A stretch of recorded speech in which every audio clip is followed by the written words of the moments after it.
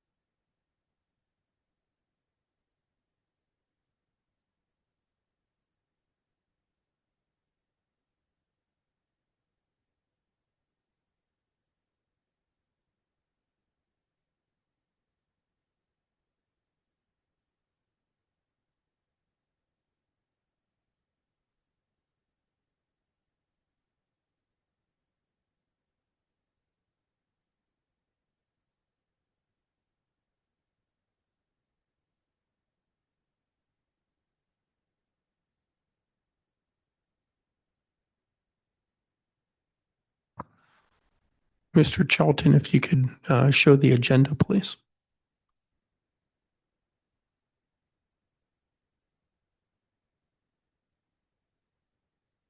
I'm pulling it up now. Yes.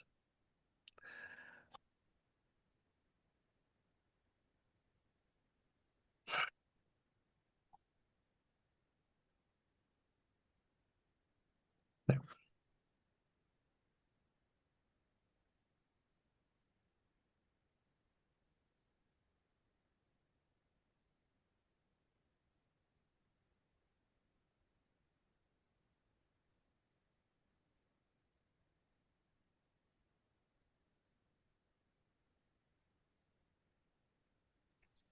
All right, thank you. Council, we have an agenda in front of us. Are there any amendments or conflicts to the agenda?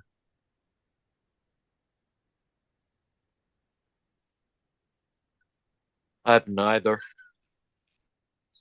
Thank you. Okay, hearing none.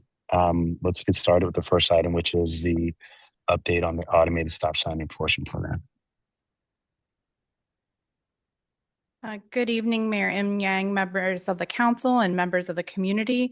We're here tonight to provide an update and provide some information related to some questions that we've received from members of the council and the community. I did want to note that this is the first of many other opportunities to ask questions and have questions responded to.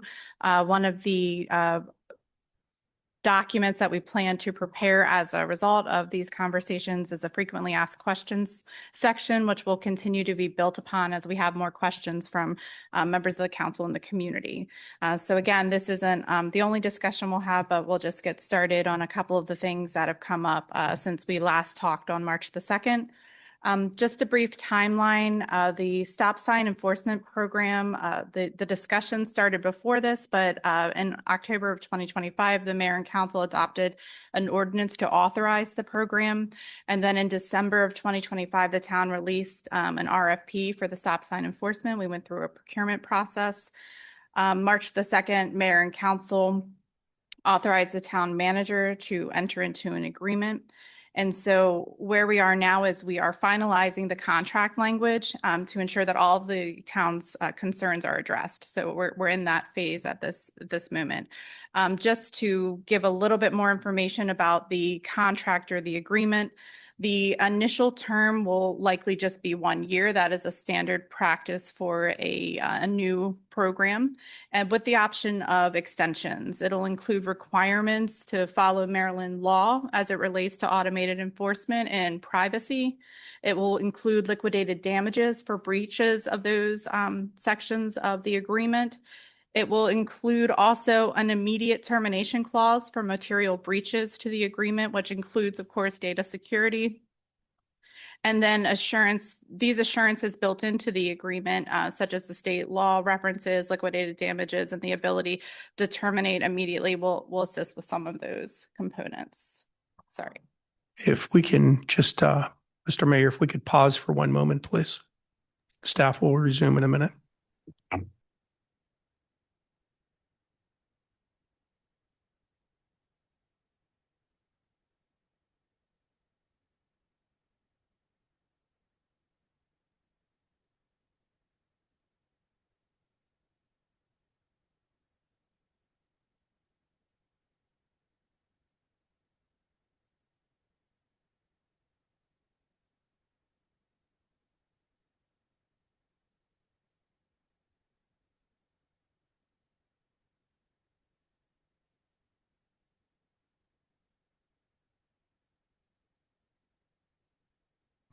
I was just getting into my groove there. Sorry about that.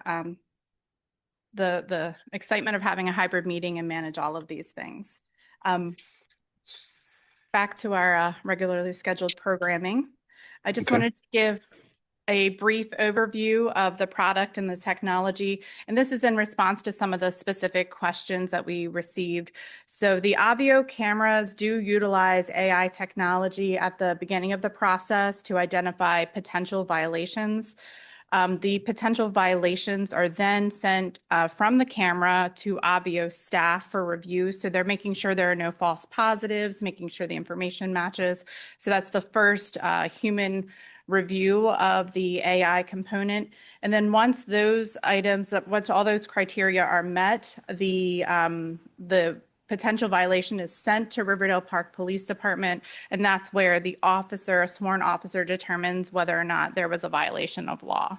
So that component. The other data that is not related to any sort of violation is retained on the camera, as we discussed on the second, and it's also completely deleted after 24 hours.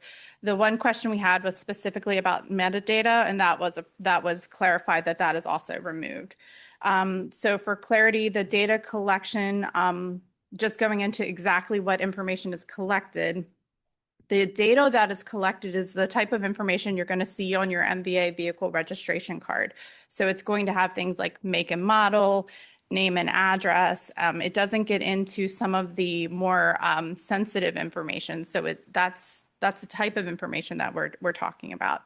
That data is stored, collected, maintained by the Maryland Motor Vehicle Administration. So that is their data. They are the custodian of those records.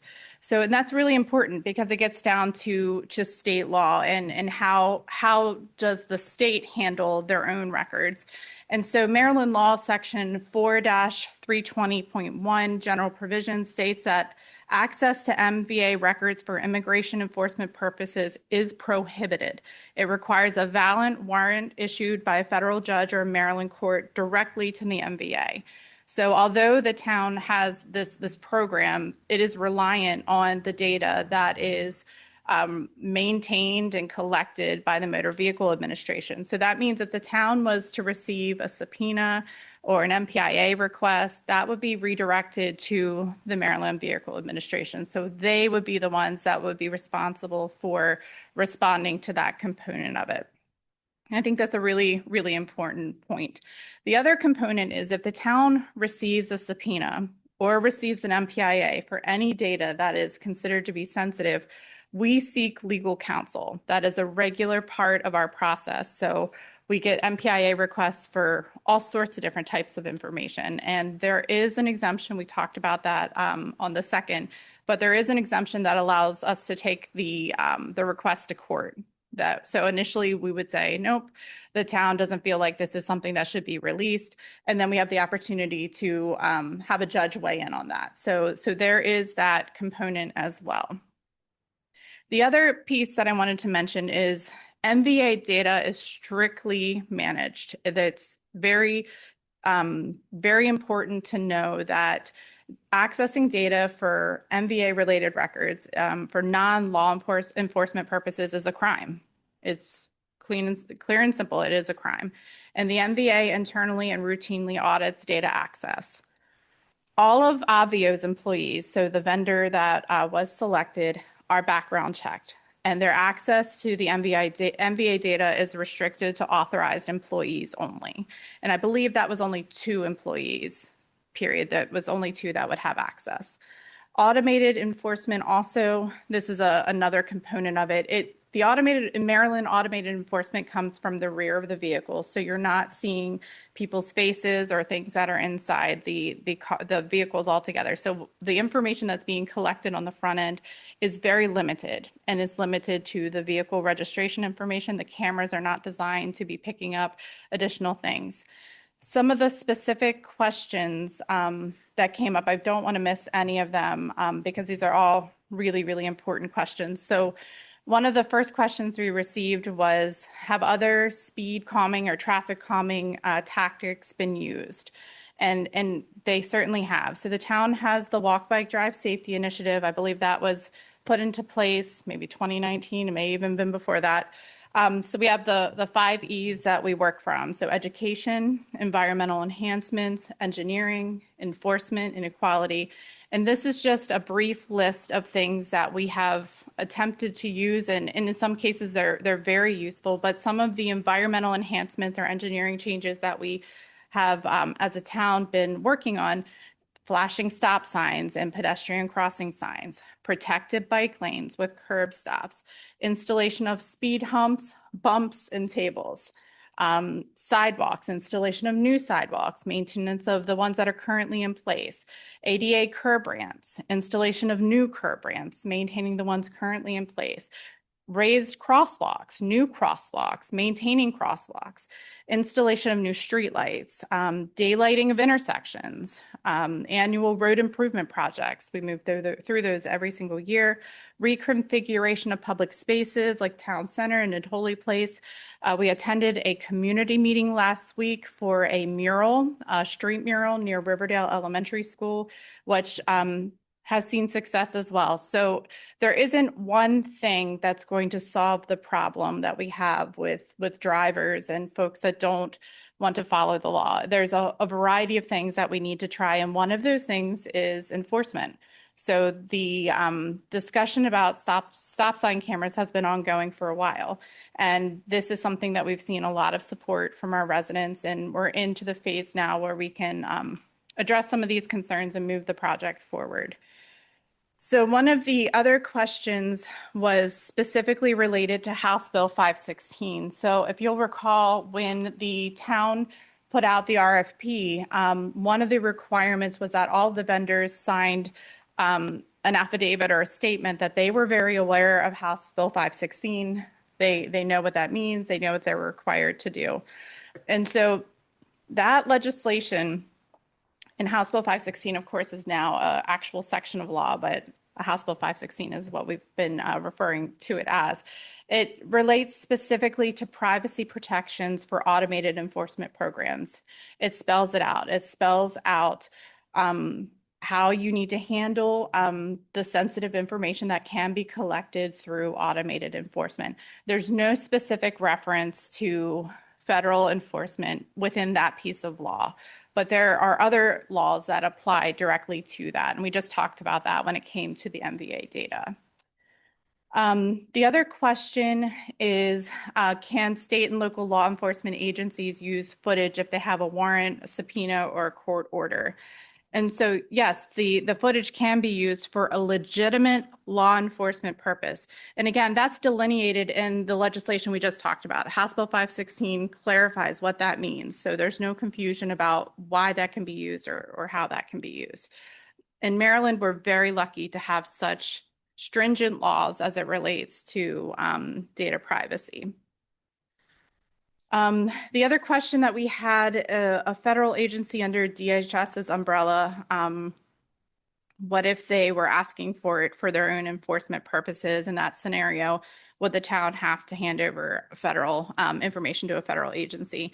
And as we discussed previously, the agency or whoever who's requesting this information, because it may not be a federal agency, they would be referred back to the state. So the state is the custodian of records for that information, and we would send that back.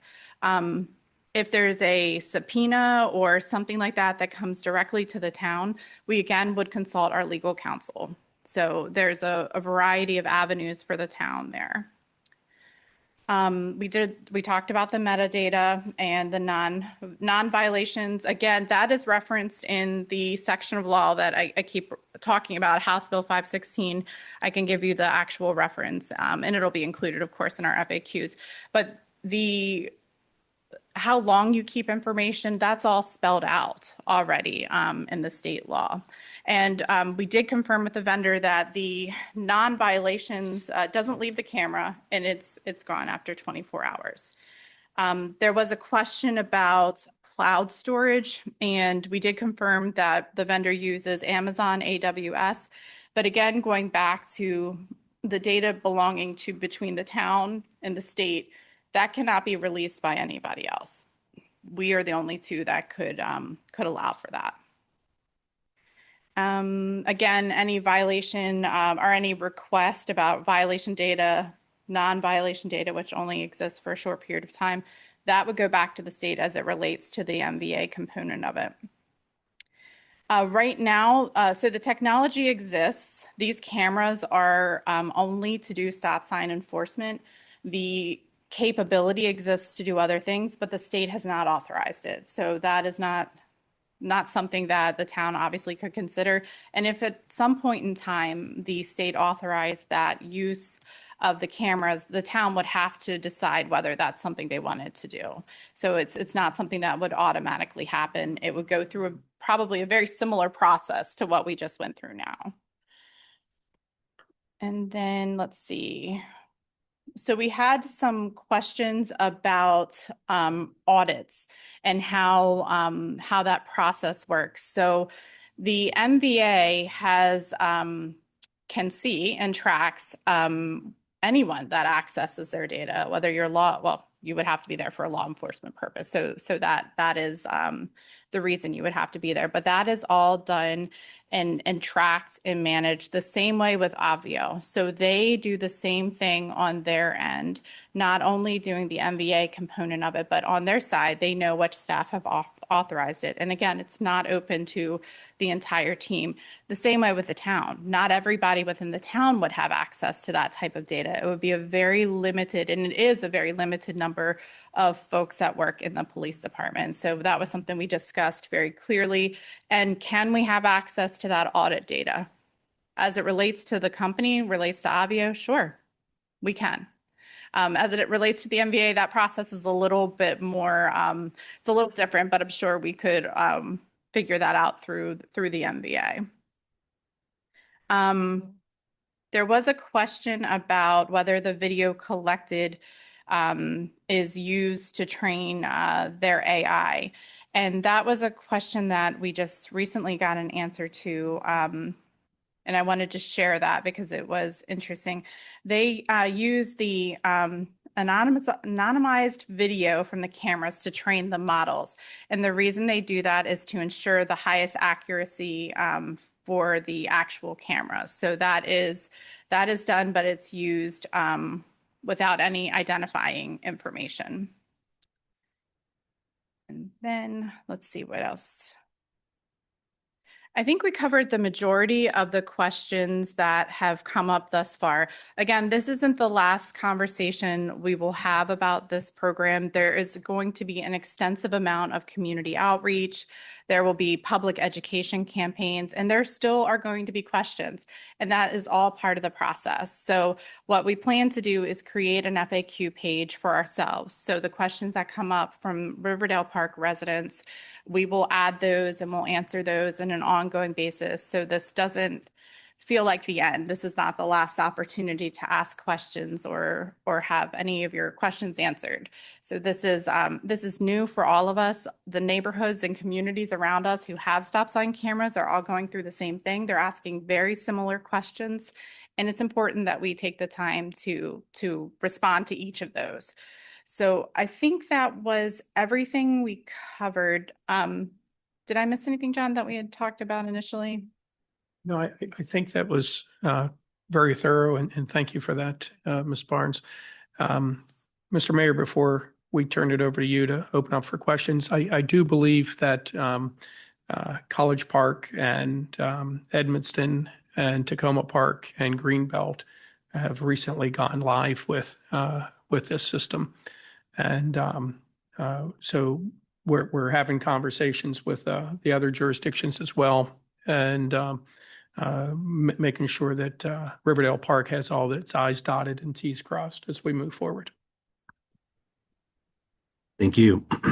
And I appreciate the thorough explanation, spurred by some really in-depth conversation and questions. And so grateful to the residents who gave those because it helped guide the investigation.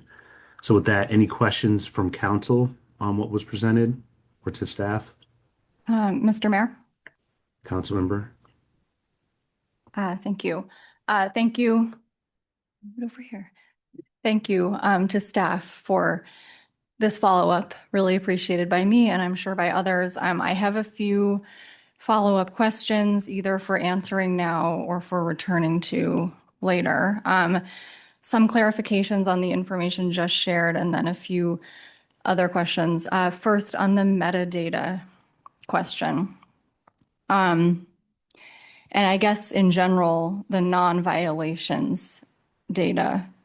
So there are two types of non-violations that, not two types, but two different stages where something could be determined as to be a non-violation. One is it doesn't even make the first review, right? And the second is it is reviewed and determined to be a non-violation either by Obvio or by police here.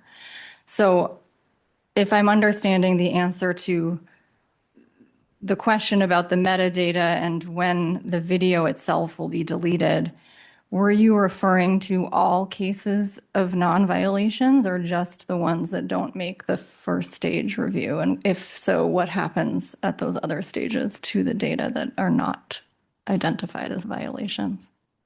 Sure. So I was specifically talking about the ones that never leave the camera, right? So Yeah. they're just basically videos, right, of vehicles going following the law and stopping at the stop sign. So in the next phase, the handling of non-violations is also covered in that state law that we just talked about. So it very much limits. I'm not certain of the time frame, but I'm sure it's a very quick turnaround because of the way that the process works. So those have to be deleted also completely.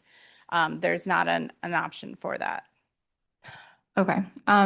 Thank you. I'm going to return to that in a second. I apologize. I have a number of things to go through, so it may take a few minutes. But okay, then on the cloud storage question,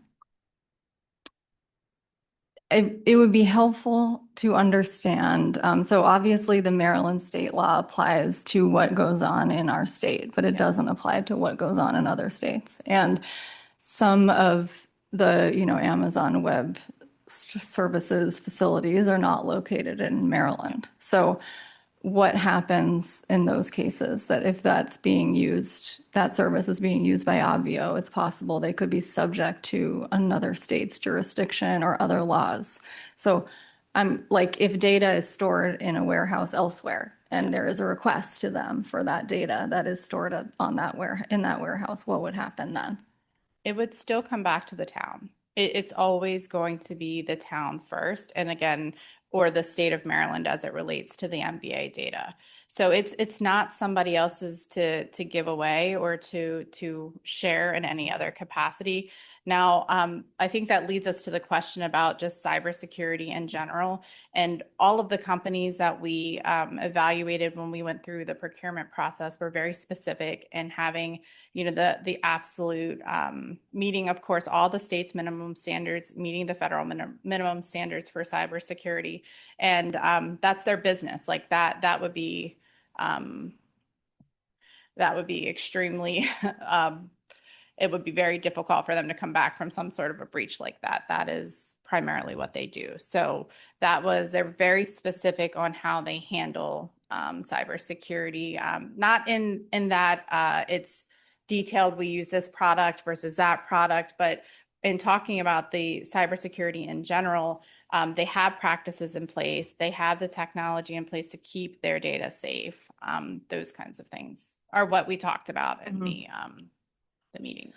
Okay, no, I appreciate that. I think there will probably always be some uncertainty regarding Amazon's involvement in the cloud Yeah. storage, given, the fact that they have handed over data before to federal agencies. So we probably won't get, a solid answer there. But I hear what you're saying about the company, and about the Maryland state law.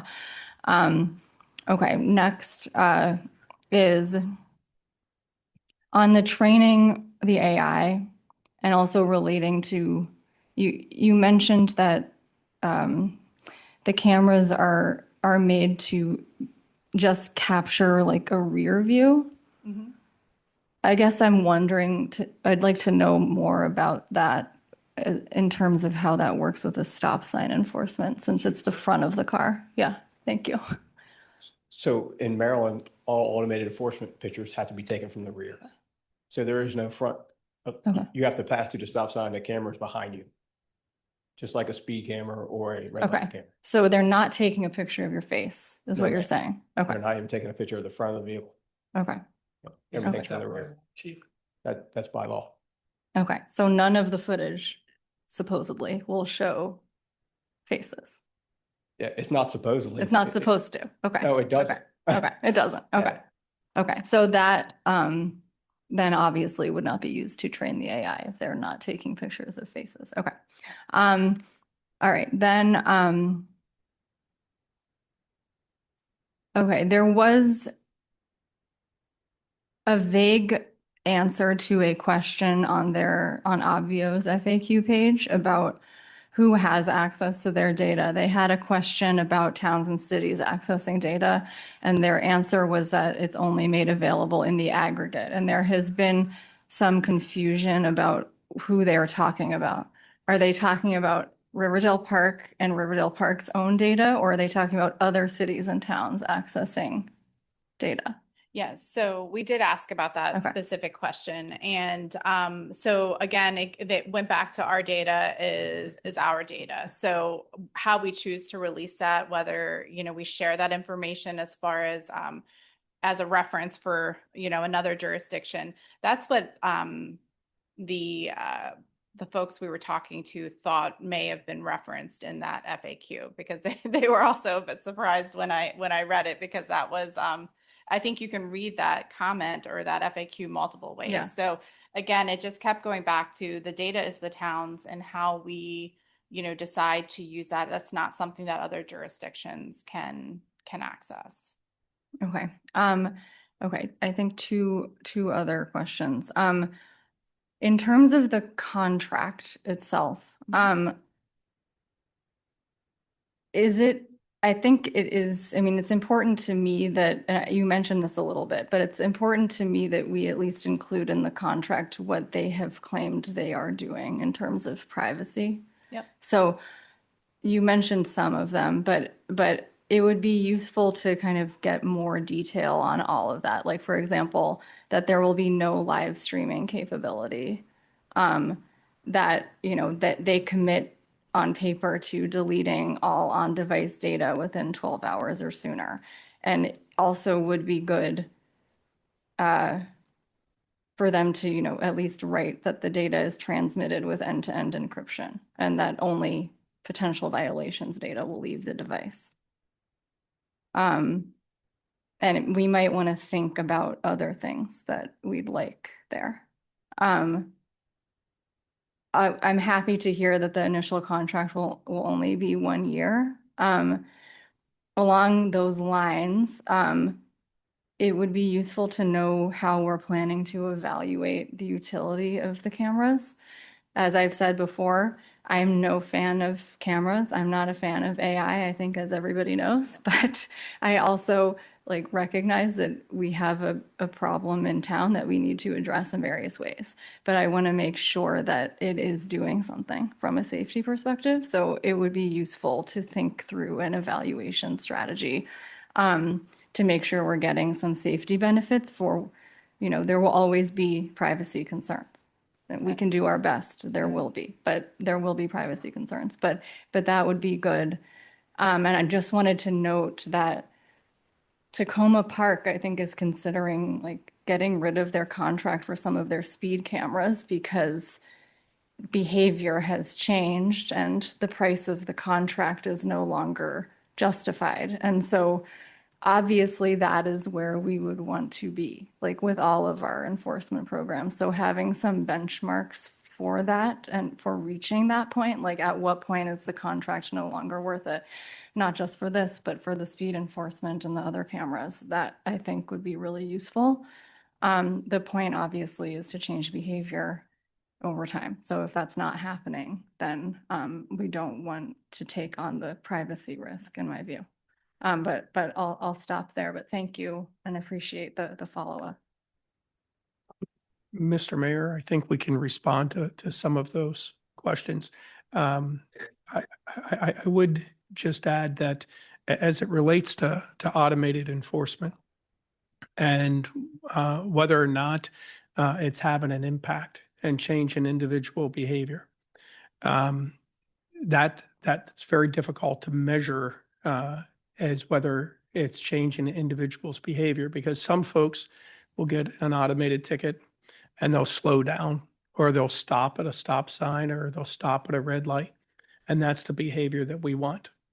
Others will change their route and not drive our streets. And some will continue to violate the law.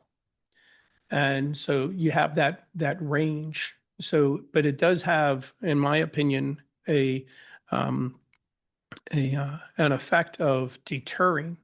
So measuring deterrence, where you're actually gaining compliance, and there's the non-violation. That's difficult to have a number of how many folks are actually complying because of the existence of the program. It's kind of like in a retail setting, how many folks are not shoplifting because of the cameras and the alarms on the doors. But the chief can address your question directly, council member, as it relates to understanding the impact that a camera, a stop sign enforcement camera is having on a specific intersection. Chief? Sure. I think for that, we will look at the number of violations and how they fluctuate, whether they go down or not. And what we do know from speaking to Avio is that our neighboring jurisdictions have seen in 3 months a 50% decrease in violations at locations.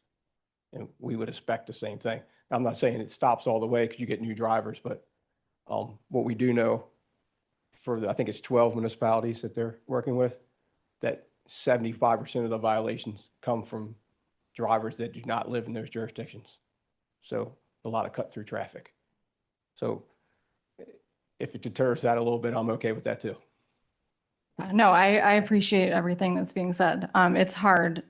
You can't, prove causality in a lot of these cases, but that doesn't mean it can't be done. That's one point of data for sure. That's very important. But I think that we probably can come up with some strategy to look town-wide at a number of data points, and we should write them down so that we can hold ourselves accountable for that.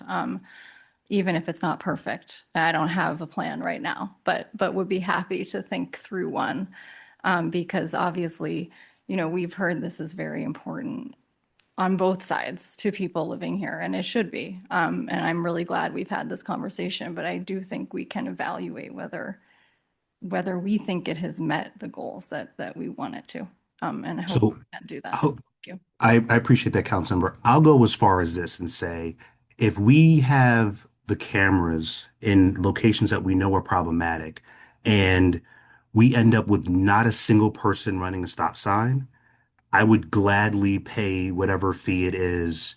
Because, you only until you hit a certain amount of actual positive triggers, it's a net, it's almost like I forget the exact, I know for like speed enforcement as an example, you would, the town would basically take a charge until you hit a certain amount of positive violations in terms where then it becomes profitable is probably not the right word, but revenue neutral or revenue positive.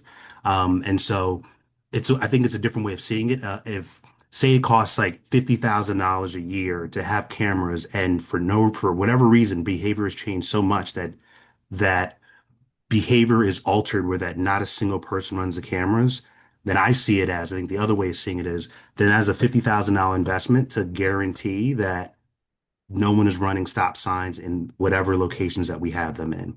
So it's I hear the argument you're saying in terms of like what does success look like? The goal is to have no one run stop signs or no one speed or no one run red lights. And so what I don't want to do is remove the umbrella because we realize it's not raining or we're not getting wet and do something that in some ways impacts us in a unintended consequence down the road. And I think the strategy behind this is um, trying to approve either every stop sign in the town or as many as we can, and then moving the devices as necessary. Um, so that with the hope being that once drivers and mainly cut through traffic realize that, oh, there's a stop sign camera here, maybe they go a different route, maybe it's still within our town, then we can move the device to another location that we know are hotbed issues where we actively see stop sign violations happening. And then in a year, we can come back and reevaluate and see, does this make sense? Are the violations changing with new locations? How do we sort of go about that? But I just bring that up as like a counter argument to the idea of just, you know, we need to see X amount of reductions and therefore, it's not valuable per se. Just really quickly, and then I'll stop talking. Yes, that is very valid and not at all, actually, I don't think against what I was saying. That could be our goal. In fact, in measuring success, I more mean, I think we need to have that conversation and put those points down. Like, what are we looking for and what do we hope to see? That could be it, or it could be that we want to remove them. I don't know. I agree. We want safety. We need to be able to measure that somehow. And agree your suggestion could be the way that we do that. And we won't have an answer, in a few weeks or months of using these things. We need to see what happens. So I appreciate that. Thank you. Any other comments from council? Yes, Mr. Mayor, Councilman Cullen. I have question for the town manager and the police chief. Number one, let me start with the town manager. Mr. John, yes, we have speed camera, we have red light cameras, right? I'm sorry for my voice. I have a deep cold. Now, we have our residents, many of them are suffering because there is no red light, there are no speed camera there. That is the apartment complex. People are coming there. They hit some people their car. They damage people their property. Then they're gone. There is no camera that can trace them. And these are the people we are representing. Right? Then, when he called the police, that's why I want to know if the police are working on 8-hour schedule or 12-hour schedule.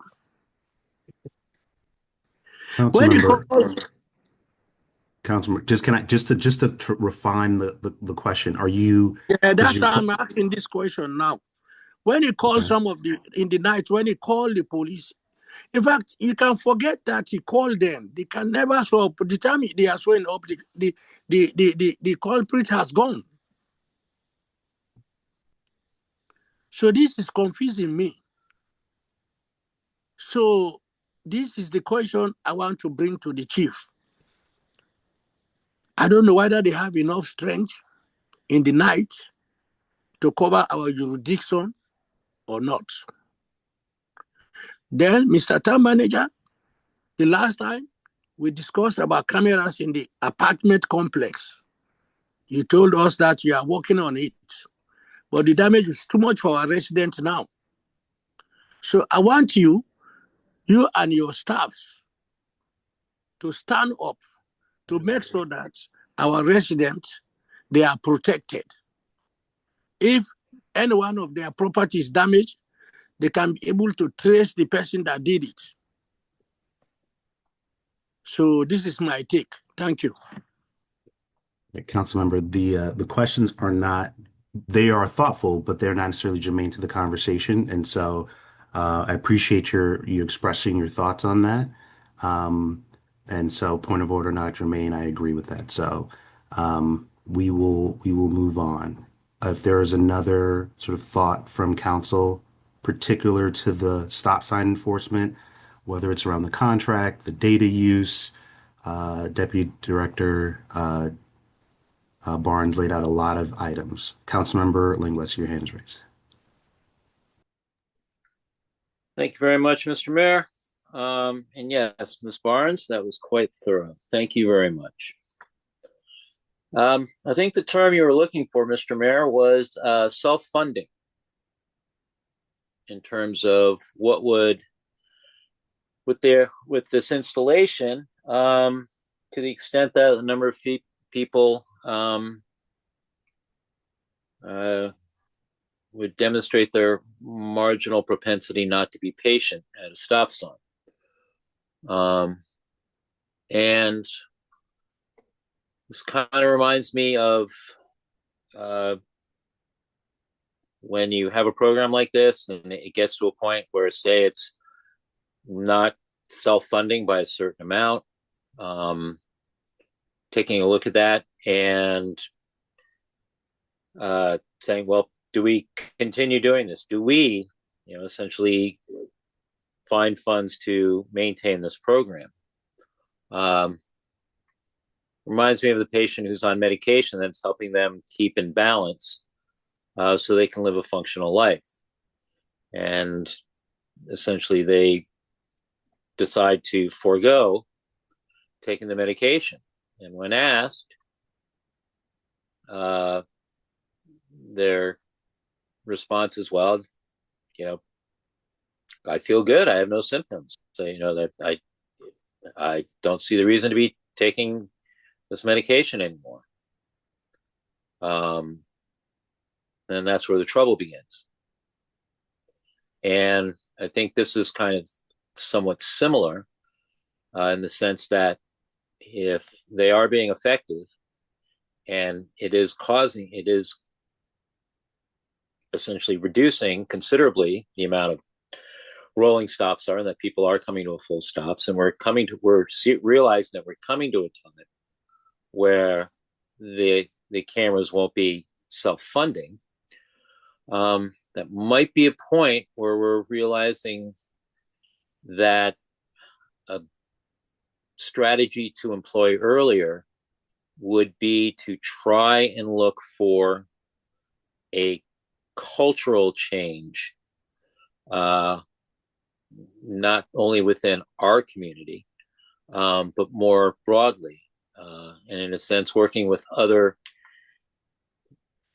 municipalities or jurisdictions that have these have similar operations, to have that broader discussion as they're able with those that they're responsible in governing and in being a public servant to try and generate something of a more grassroots type, to make it something that is a value within a community, about not speeding, about not running stop sign, about coming to that full stop, about having discussion about placement of stop signs or any number of things, but to have that dialogue to really address the issue as a whole,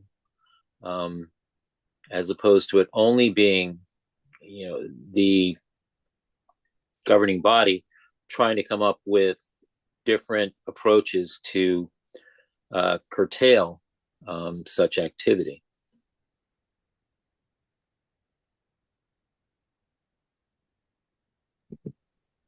That's all I have.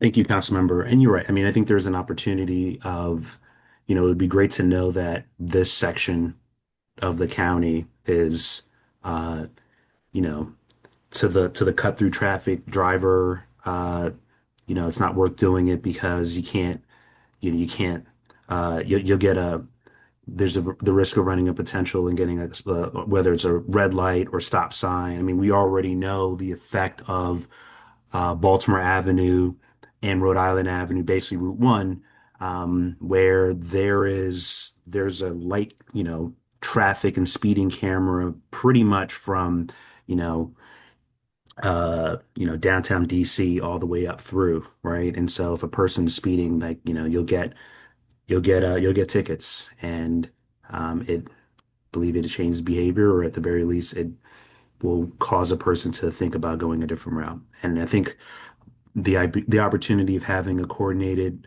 whether it's a marketing campaign, where we partner with other municipalities, talking to other mayors, they seem open to it. I know from Colburn Manor to Mount Rainier's thinking about getting on board. So literally all of our neighbors are sort of all in the same, they may be a few months ahead of us, but it's not a bad idea. It's something we can definitely think about what that looks like. Thank you, Councilmember. Any other questions from council on this? We still have public comments afterwards. I'm sure there'll be some great comments from the public around this as well. Okay. All right. Seeing none, hearing none, we'll go to, so thank you, Deputy Director, and Deputy Town Manager. I would do that. And then Mr. Town Manager, I appreciate both the presentation, the amount of questions, council members as well for your questions, and the public. It's a rich conversation, and I think it's important to have. Obviously, we know the data privacy stakes of this is heightened. I think more recently as people get more aware of what the power and potential and the potential concerns around AI. But I'm always, when I think about and talk about this topic, I'm also like, if it can save one life, in my opinion, it's worthwhile doing. And so we'll have to balance and make sure that we're doing it responsibly. But what's at stake is at the highest possible in terms of what we're able to do from a town perspective. Okay. So with that, let's move to the next presentation, which is the Riverdale Park Sustainability Committee recommended tree policies and potential legislation. I thought I saw some of the folks both online and in person, so I'm not sure who's going to do the presentation on that. Good evening, Mayor, Good Council, evening. town staff, members of the public, those who are here in the room and those who have joined virtually. I'm Laura Katz, and first I'm going to let my colleagues from the Riverdale Park Green Team who are here with me tonight introduce themselves. Hi, I'm Barbara Stock. I'm Mike Guerreri. I'm Sarah Rothman.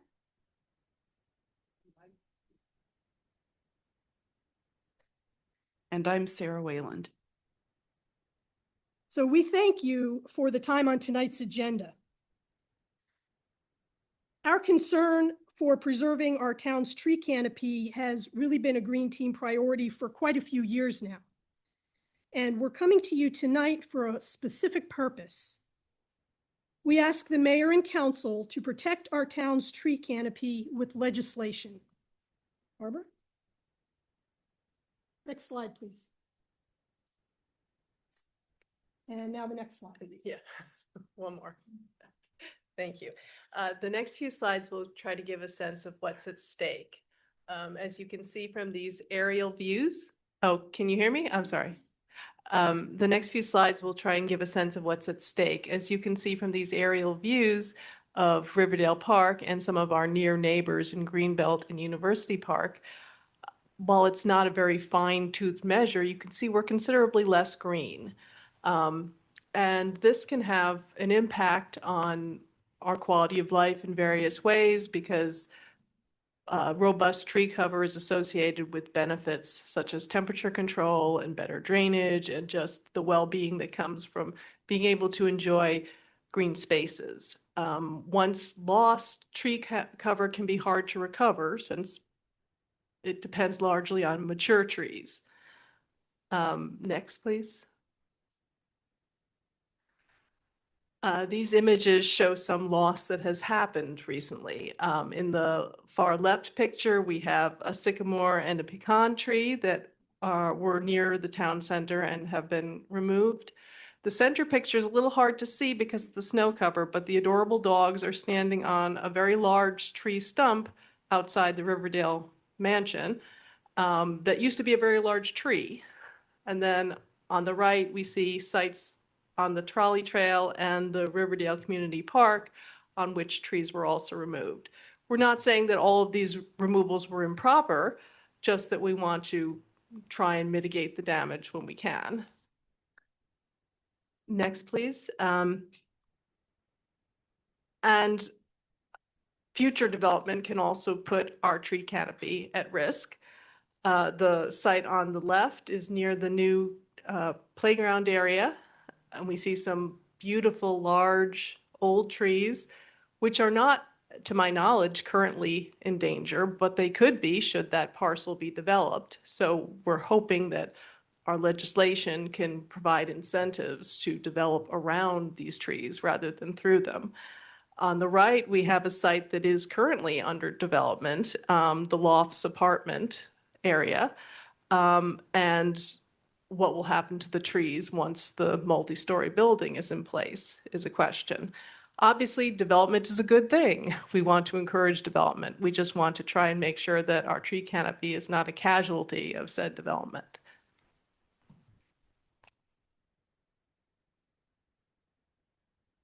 So because trees are so important, Riverdale Park had a tree summit in September of 2022 that invited residents to come and both learn about trees in the town and also share their vision for what they hoped would be happening with trees in town in the future. So we got about 65 participants who filled out an online survey, as well as 20 people who participated in person in breakout groups, and comments were recorded that way. We got 184 comments that were grouped by category into the top priorities that residents would like to see regarding trees in the town. If we could go to the next slide, please. You'll see the top 10 here, the number of comments for each of these priorities. And you'll see that over 40% of the comments that were received had to do with protecting the tree canopy and increasing the tree canopy. It's also worth pointing out that there were actually 10 comments that specifically called out the need for, or the request for, tree legislation specifically. Next slide, please. Back in mid-22, the town applied for funding for a tree inventory and management plan, and it was started in 23, as you might remember, and completed in 25 in February. It was an inventory of trees on town-managed property, and it also gave us recommendations for managing those valuable assets. Next slide, please. It looked at the diameter of trees and also the health of trees. So the diameter is the width of the trunk of a tree. The chart here shows the ideal distribution, and you can see that the young trees, we have more than ideal.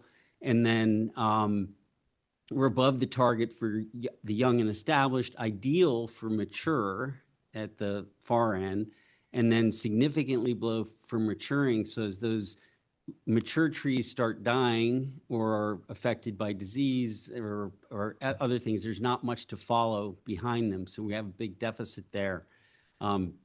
Next slide, please.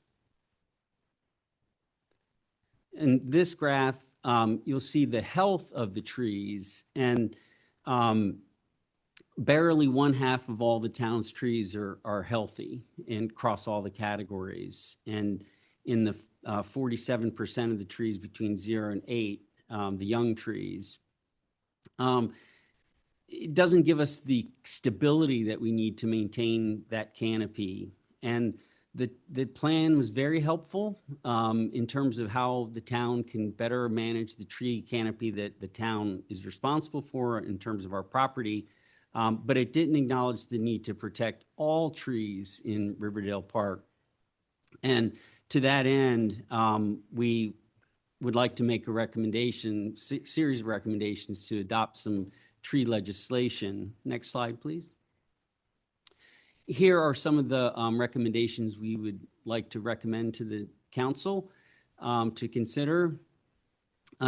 Sarah Whalen's going to go into these in much more detail, but basically to establish a canopy board, a tree canopy board, who will help with these decision making, and then also require permits for large trees, notice for any public tree that's going to be removed by the town, county, Pepco, whoever, a legislation to require replacement of new trees, and then limit the excessive pruning when someone just lops off a tree beyond 20% of its growth. And then finally, some substance behind the legislation in terms of fines. So Sarah will go into a lot more detail. Okay, so next slide here. I wanted to mention also that in coming up with our recommendations, we actually surveyed tree legislation from nearby municipalities, from Berwyn Heights, College Park, Hyattsville, Mount Rainier, New Carrollton, University Park, and Tacoma Park, and took the parts of their legislation that we liked, and we added some of our own things in there as well. So anyway, the tree canopy board was common to almost all of those municipalities, the legislation for them. The tree canopy board would oversee maintenance and planting and so on of both town-owned and privately owned trees. And, you know, for the town-owned trees, we would assist staff with that community forest management plan that Mike was just talking about. And one of the things they do in Tacoma Park is each year they have a tree canopy report that they present to the mayor and council. So you can see how we're doing on the goals of that community forest management plan. Also, just ensuring that only Maryland Department of Natural Resources approved species are planted on town property. So those are just two of the things that we would help with. There's some more that I'll cover in upcoming slides. For privately owned trees, people would get permits to cut down large trees. And again, I'll go over that in a minute. We also wanted to establish a tree pride program. So exceptional tree program if you have a really awesome tree, either historically or just it's a big, beautiful tree. And then adopt a tree program to help the town with maintaining trees that are planted around town with maintenance. So like watering the tree in front of your house or whatever. And then, you know, just ways of promoting tree canopy care, regulations and programs and things like that. Also partnering with with not-for-profit groups for getting trees for private property owners to plant and providing guidelines and sustainable solutions. All right, so next slide, please. One of the things we mentioned on that previous slide is that we would like private property owners to get permits. And we'd also like the town and, as we said, the utilities like Pepco, Parks and Planning, county, town, any of these public groups to provide 60 days advance notice for removing public trees and just publicize that they are going to remove those trees. And then for private property owners, permits for removal of very large trees. And we just told you in the materials we provided what the range of diameters are that different neighboring towns had, as small as 8 inches in diameter at breast height, which is usually 4.5 feet, all the way up to 18 inches in diameter. So I think Mount Rainier doesn't regulate anything below 18 inches in diameter, and Tacoma Park is the most restrictive, and I think they're 7 5/8 inches in diameter or whatever. But you know, we'd want to come up with something that seemed reasonable for our town. So that's one area that we provided some ideas for how to do that. Next slide, please. When a very large tree needs to be cut down, we'd like to propose replacing the large tree with new trees who the sum total of their diameters, when added together, equals the diameter of the removed tree. One of the things that's so painful when you remove one of these giant trees is that you plant one tree to replace it, and that big giant canopy was doing a lot of work, and we replace it with this little tiny tree that may or may not live. And so one way we thought that would help maintain the tree canopy was to provide this idea of somehow maintaining the benefits of that large tree. And as I mentioned earlier, coordinating with local nonprofits so that, you can get free spring and fall tree planting for private property owners. There's a lot of those already in play, and people do take advantage of them. So, next slide. We'd also like to encourage people to prune their trees in ways that actually don't kill them. And so one thing is to prohibit pruning of more than 20% of the live crown. One of the things that they talk about is if you're pruning a tree, if you leave a stump that's bigger than 3 inches in diameter, that's really disfiguring to a tree. And Pepco did this to one of our trees recently, and I'm still mad at them about it. So, if we can prune trees so that we're not disfiguring them. Also, topping trees is not good for them. And so, defining what counts as disfiguring and topping and all that, it would be part of what the legislation would need to do. Next slide. Last slide. So this picture on the left is the Exxon station at the corner of Baltimore Avenue and I think Queensbury Road. And one day I drove by, Laura actually took this picture, and they had cut down like 2/3 of the trees for some reason. I don't know why. So that was kind of shocking. But anyway, it's just a graphic demonstration of why it's important to take this action now. We need to preserve our trees or we will lose them, and we are losing them at a rather alarming rate. And I'd really be so grateful. I know all of us on the committee would be so grateful if the town would consider creating legislation that could help us preserve our canopy. Thank you. Thank you for the presentation. Any questions from council? Mr. Mayor. Councilmember. I don't have questions at the moment. I'm going to digest this. I just wanted to say thank you to everybody for your work. Really appreciate it.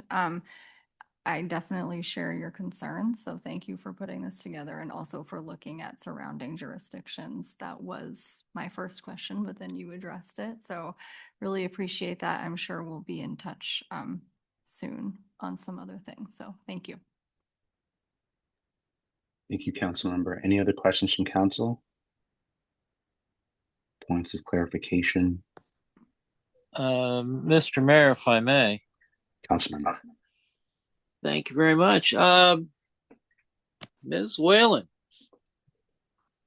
I read over when you had sent it out in by email to review, and the part that I kept having questions about was the approach to trees on private property, and regarding permits, regarding the replacement, and things of that nature. And looking at some of the sizes of the lots around here, someone has, say, 1 or 2 substantial trees in their yard. It was at a point where these trees needed to come down. Trying to replace that one tree, with the equation that you're using in terms of, sum total of the of that, was it the diameter, or Is that what it is? It might prove to be a challenge, and it may not be something that they would be able to do practically on their property. So how would the town as a governing body go about regulating that? Would that be a variance then on the rule for that to be passed, or?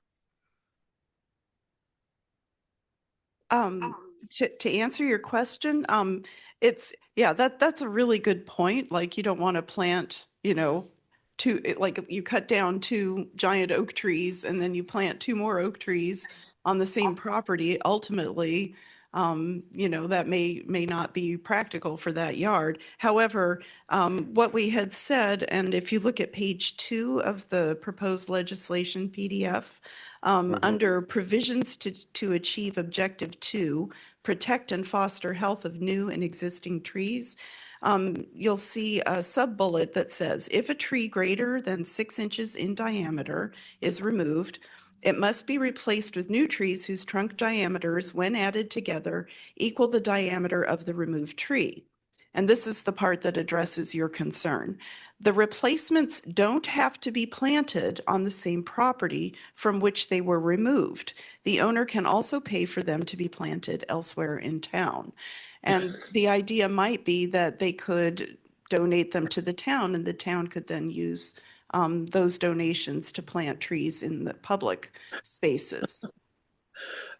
Okay, so part of their tax dollar is going to plant trees, and should they need to remove a tree for one reason or another, they're paying to have that tree removed, and then they're going to be probably putting out an expenditure to plant another tree, but then putting out another expenditure to plant a tree elsewhere as well. That's right. That's a lot of expenditures. Or Sarah Rothman's going to answer. Just also pointing out, or as Sarah Wayland was describing earlier, part of what the tree board could do is coordinate with nonprofit groups, many of whom have programs in place already for free trees. So they may not necessarily, as a homeowner, have to pay for every tree replacement. We could help, or whoever's on the tree board could help them get a certain number of free trees. They may not be paying for every single replacement. Okay. All right. Yeah, I think there are going to be a number of discussions there regarding that part. There's a lot in there, and there's also a matter of how this can go about being enforced as well. I'm kind of partial to an approach that you try and help a property owner with the trees that they do have on their property, maintaining them, helping them with trimming, things of that nature. I know we tried a program with this previously where folks could piggyback on to a town contract when the contractor was coming in to do work on trees in the public right of way. And I think if something like that can be set up and well maintained and well planned, I think you could see a lot of buy-in by homeowners to be able to do that, because maintaining trees is a huge challenge, and any help that can be afforded, I'm sure owners would appreciate greatly. Thank you, Councilmember Lingua. I think those are all really important points, and I know as a council you all have to balance. It's all about balance, it seems like, all the time. But please also remember that one of the key messages of our presentation tonight is the big picture. Certainly balancing the needs of and the rights of every resident here and in their property is that important part. But really what is driving us, I think, over these years has been the bigger picture of our town. And I think that slide in this presentation early on that showed University Park, Greenbelt, and Riverdale Park really represents that part of the balance. So please keep that in mind as you work on this. Yeah, I could see that, and I saw the pictures and all, but I think a lot within those pictures is there's somewhat of an apples and oranges in those pictures in comparison. How University Park is set up as a municipality, how Greenbelt is set up as a municipality, and how Riverdale Park came to be as a municipality are three very different approaches. Yes, that's true. And I think our challenge for the future with climate change is to make sure that our town doesn't become the heat island in the region. Now that's extreme. I know No, that's I agree. extreme, No, I but agree. that's the point. That's part of the point we're trying to make. And I agree with you. It's definitely challenging, different evolutions of these various towns, but it's possible right next door to us. Or not that we'll ever be as tree covered as Greenbelt or University Park. Hopefully they will maintain their trees as well as we face challenges, but that we will maximize what we can do here in our town. No, I agree, and I hope we're able to. And I think we can find ways. It's just as part of that chart that you had from your survey, you wanted to go back to that. There's some of those points that are may not be in the top four, but are farther down, like 5, 6, and 7, which are very important. And part of that being is that how looking at being able to work with in terms of that public-private partnership, leveraging town resources, and that education part. Those three right there are very important. I mean, if you're looking to get to the other those top four, and protecting the canopy, increasing it, and finding a way to maintain it, and to have cogent planning, there's a lot of dialogue that needs to happen, I think, on 5, 6, and 7 to get that buy-in. If I may, Please. I'm all the- done. So Oh, thank you. okay. Well, Thank you, I Tracy. do agree with your comments, Councilmember Lingua, very much so. I did want to mention that at the bottom of page 3 of that PDF that we were looking at earlier, talks about educating residents and creating a culture of celebration. It's at the bottom of page 3 and top of page 4. So if you look, it says proposed duties to achieve objectives 3 and 4. So this is in line with what you were saying about educating people and making them aware of the value of trees. So we have this protecting the champion trees and exceptional trees. Perhaps creating a registry of exceptional trees in town. And if you go to page 4, then reviewing applications for exceptional trees and proposing incentives to exceptional tree property owners, and the Adopt a Tree program for street trees, increasing public awareness regarding the value of trees in the community, and best practices for planting and maintenance. And we're thinking things like articles in the Town Crier and things like that. And then of course collaborating with staff, residents, property and business owners to develop planting guidelines, care and maintenance guidelines, and balancing other green initiatives like solar panels, because those sometimes conflict with trees. But the point here is to educate people about their options and what they can do, because a lot of times people just don't know. So I think that's a really important point that you've made. Thank you. Any other comments from council? I've got a couple thoughts, but want to make sure other folks have an opportunity to weigh in. Mr. Mayor. Councilmember.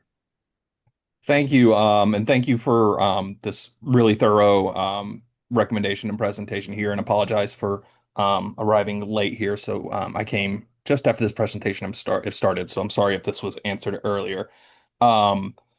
But in the event, like if somebody has an unhealthy tree on their property that needs to be removed, it's a threat to property or something like that, in its current state, what would that person presume? Like, it sounds to me like that would still at least require a permit, but there may not be much friction for an unhealthy tree, but the permit would be required. Am I understanding that correctly?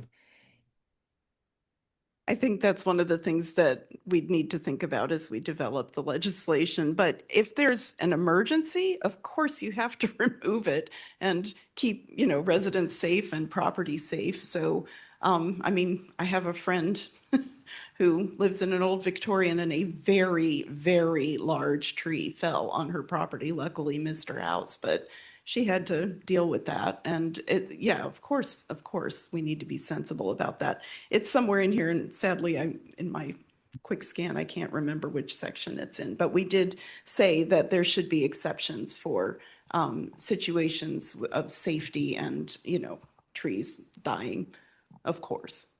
Right. Yeah. Because what the problem I'm envisioning here, right, and you can probably guess where this goes, is that someone has an unhealthy tree on their property and they think, well, in order to remove this, I've got to get a permit, I've got to pay to plant more trees or find a public-private partnership that'll replace the trees, et cetera, et cetera, et cetera. Meanwhile, the unhealthy tree that's a threat to property and potentially, public safety remains on their property and remains at risk. I'm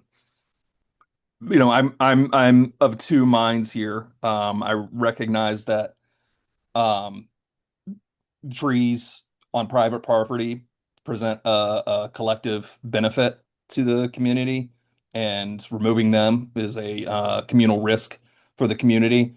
I also am hesitant to, place restrictions on what people cannot do on their own private property, right? Like when we talk about housing and adding ADUs and stuff, that's removing restrictions on what people can do with their property, versus restricting it.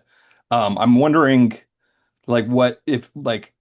if any of the surrounding communities do this with like more of a carrot approach than a stick, like say, create a program where your trees on your private property are part of the tree registry, and we lay out some standards for maintaining the trees on your property. In exchange, there's like a 10% reimbursement or something, and that's just a arbitrary number. It could be whatever, but some sort of incentive for people to abide by certain standards rather than just putting restrictions on folks. Do y'all know or have you encountered any other neighbors that have such a program?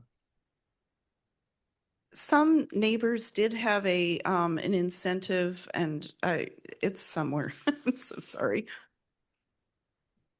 Came in late to the presentation. That's fine, and we can follow up too. We don't need to thumb through the packet here to find the exact chapter and verse. Councilmember Smith, so definitely we are proposing that carrot as well. Absolutely. Adopt a tree program, an exceptional tree program on people's property. It would be great if in a future budget, we could budget for the exact thing you just described to enable people to properly maintain some of these historic, large, overstory oak trees that are having branches fall. I mean, they do take maintenance. And you can look at University Park would be a good a place to see some of the challenges that there are with some of these large trees. But also early in our presentation, we did show a picture of very large trees on private property that have been taken down. And it's very impactful to the community. And so I think what we're proposing is a balance of oversight with, which is all the towns around us have, with that carrot, like you say, as many carrots as you want. I mean, we're all for carrots. Just finding those free trees to plant that we're well aware of what the nonprofits doing. They will come and plant them in your yard. You don't even have to dig the hole. So there's a lot of really good carrots out there right now. And we want to make sure our town takes full advantage of them, and that everyone is educated about how to take advantage of them. I think I would also just ask, and not that this is something that needs to be answered specifically by you or specifically right now, but just what about these types of suggestions for legislation requiring how people manage trees on their yards would be dramatically different from other restrictions we have for the height of a fence or the proximity of a porch to the sidewalk, that there is a precedent for things that the town decides that even though it's a person's private property, the town needs to regulate and oversee. And I would just ask the council to consider amongst themselves as you debate this legislation, what would make a regulation regarding a tree as opposed to a fence, as opposed to a porch, unpalatable. I think it's a great question, and it's, as I'm listening to the presentation, that's one I've thought about. I think generally, um, I think some of those restrictions that you mentioned on like structural things, that's part of our housing affordability problem, right? Like setback requirements and things like that are, one thing. Those regulations prevent us from building denser housing. I'm obviously, or I hope obviously, not a zealot on this. I'm not saying no restrictions on private property ever. Um, but I think if I was looking to buy a home somewhere and, I thought, oh, well, maybe I could, put a pool in there in this spot or something. It doesn't really matter what. Something I want to do with my property would require removing a tree. I might look somewhere else. Ideally, I hope we're attracting people to our community that don't want to remove trees. But yeah, that's sort of the use case I'm thinking of there. And I know I have very strong feelings about HOAs, and I would hate for our community to become seen as, a town that's governed as an overzealous HOA. And I know that's not at all what you're proposing here, and I don't mean to insinuate that it is. I think like you've identified a problem and proposed some solutions, and I think a lot of them, most of them, maybe all of them are good. Um, I just think we should think about how we take that carrot approach rather than the stick, rather than saying you can't do this, saying, well, if you do this good thing, then here are the benefits that you'll encounter as a result of that. If I may, Councilmember Smith, I did not include this in the printout I gave you because we had a bunch of stuff we didn't include, believe it or not, in what we sent. But one of the things, partly because it does have an impact on the budget for the town, but other towns do things like offering reimbursement up to $300 towards the purchase price of a tree listed. So that's an incentive rather, a carrot rather than a stick. Then, maybe offering reimbursement of $100 towards an understory tree, with limitations for how much one single property owner could get in a given 5-year period or something. So anyway, there are ways we could provide carrots. We did not propose those in the part we submitted to you because of the budgetary impact, and we are aware that the town is trying to balance their budget. So I think I also want to repeat this point in case you missed it. I know you mentioned coming in partway through. One thing Sarah began with is that a lot of these ideas are based on what surrounding towns do. So the idea that someone may not want to come to Riverdale Park and purchase their home here if they're nervous about tree restrictions, they also could not go to Tacoma Park or Greenbelt or Mount Rainier. A lot of our neighbors do this. So I don't think if that were to be a disincentive for someone, they'd have to leave the area. I mean, this wouldn't be only our town. And certainly it's something the tree board could discuss as to what counts as a large tree for the purposes of requiring a permit, because as Sarah mentioned, there are some towns that are more stringent, like Tacoma Park, and there are some towns where it, in our mind, is really not that unreasonable, like Mount Rainier. And our town could decide on what our definition is of a large tree. I think we're certainly happy to focus on the carrots, but the question is, can we do this without any sticks? And it seems most of our neighbors have decided some, at least little sticks, are part of the equation. Any other comments from council? Okay. I've got a couple thoughts. One, thank you everyone's involved. I know it's not easy writing legislation or putting presentations together. And I know when we spoke a few months ago, one of the things that I was hopeful for the Sustainability Committee to come back with is sort of approaching meaty topics like this. And so you definitely chose the meatiest of them all. So a couple of things. Well, I think one, I would say I sort of share similar concerns, and it can be seen as a slippery slope. I think one of the Sarahs made the point about like, what about fences or other things? You do get a lot of pushback from that, in terms of like, why does why do I need to come to the council to like approve a 6-foot fence? You know, it's not necessarily a gold standard or universally accepted, I should say. But the point is valid. I think I have questions about the tree board. And if this became passed, I don't see how this would be any different than code enforcement. And so the idea of creating a separate body that is judge, jury, and executioner in terms of like what trees get, I think that may not help our cause as much. And I probably would want to think more creatively on how do we, whether that's adding folks to code enforcement, and not necessarily, if the goal is to not treat this any different than if you have weeds that grow, too much in your front yard, or some other type of like code enforcement, that if trees became something similar, that we treat it as such. And the appearance or the impression that there are, people walking around sort of, reviewing your trees, I think that just won't necessarily build a type of like coalition, because I think the elements not to be undersold, the education, the awareness of resources, the best practices, the helpful, actually doing some of the maintenance are easy. Those are all enormous lifts, right? And I think we could be and should be doing more to help people. I think sometimes cutting the tree down seems like the easiest thing. Well, if I just cut it down, then I'm done with it, right? And not realizing that, there are ways that you can better maintain the tree. I think, and it's tough to know what the exact percentage is. Obviously, if you're like, I want to cut the tree down because I want to build something in my yard or do something in that space, that's a different.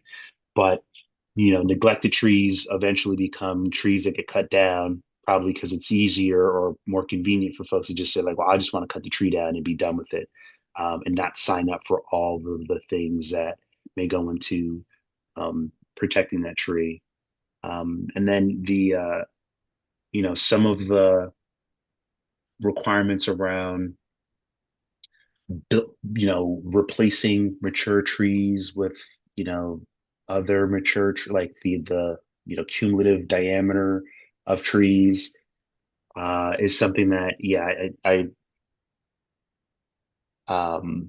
it's easy to say that we'll be able to get partnerships to sort of help offset that, but very quickly this could become almost cost prohibitive for folks potentially, right? So we'd have to think really about what does that look like if we are requiring that you cannot cut a tree down because it is a healthy tree, which I want to get back to, and then sort of forcing that if you do cut it, then you have to do these other things. It's almost like imposing a tax on people, and so we'd have to think about what that looks like. And then lastly, the determination of what's healthy and what's not healthy, is that a universal thing? Is that someone like, is it like you have to get an inspector to come out and like make a judgment of the tree? Is it healthy or not? Who gets to be the final decider of that? Are all just things that, and obviously we're focusing on private property because I think that's the most, thorny issue. But it could potentially be on, I think for public property, we have our own standards as a town, so maybe we're more protected there. So maybe the issue really is private property. But those are a couple of things sort of like off the top of my head of, things we would want to really think through. What are there any unintended consequences by this? But I think we're all in agreement that the tree canopy is important, that it needs to be preserved, that we need to find out ways. And essentially, when I see that graph of mature trees, I forget the young trees, the two middle ones, I forget what those are called, the trees coming into their own, the adolescent trees. How do we essentially, we need to like sustain our tree canopy for 10 years or so, at least the way I read it, so that some of those really young trees can sort of move down the curve, and hopefully we can sort of level set, right size, I guess, our distribution. And so obviously what we're doing now is really important, but I'll pause there if there's any sort of reactions, because I know I said a lot. Thank you, Mayor. You're always so thoughtful. All the council members are always so thoughtful with your reactions, which is fantastic. But please, I would say don't lose sight of the strategic aspect of legislation. I mean, we're coming with proposed ideas and solutions for you to consider, and you do have a very tough job every time you legislate something, that balance again. But keep in mind that the private property in town, and Mr. Town Manager, or someone correct me if I'm wrong, the majority of the square footage of the municipality is private property. So this, from us, a strategic perspective, that is really important for our future. This, to me, this is almost as critical as all the attention we're putting onto stormwater management, planning for the future. Trees themselves are part of the solution for stormwater management. So the fact that this is controversial, I think this town, and Sarah Whalen here has huge history of the town, lived here a long time, and this is not the first time this kind of proposal for legislation has come up for protecting the trees.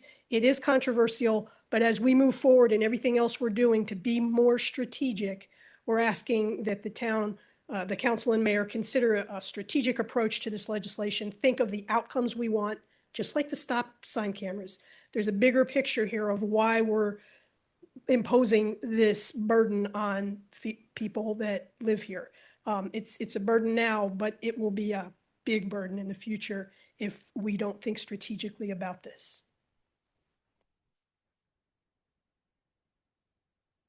Thank you. Thank you. Yeah, no, I think you're right. I think this is definitely going to be something that we're gonna have on more work sessions, and I think as we have additional questions, thank you in advance for working to follow up and help us think through some of those. I think it's, the unfortunate part is there is nothing really can replace a mature tree, besides another tree that hopefully 25 years from now becomes just as healthy and mature. And so the stakes are so high. And, as I think about the idea of if a person's just like, forget this, I'm going to cut the tree down, you have very little recourse. We could fine them. We have to think about what that looks like what the blatant violation. And we're still left with no tree, and so just thinking through like what that looks like, even from the, I always try to take the worst possible scenario and how is the town made whole, and what does that look like, as well as are there other negative incentives where it's like, well, if I was going to cut this tree down, I better cut it down young, because once it reaches a certain level of maturity, all of these additional burdens come in. And so just thinking through about what does that look like. But obviously this is super nuanced. The right type of topic I love to be talking about. I think this is something that we should be talking more about. So I think we'll leave it like that for now. We'll definitely come back and definitely have this conversation again in a couple of times when council's been able to sort of digest this a little bit more. And obviously, as you review the tape, if there's other things that you want to come through and talk about, please feel free to regather, regroup, and then we can put this on another agenda and discuss it some more. If I may, Mayor Inyang, Sure. this is Sarah Wayland.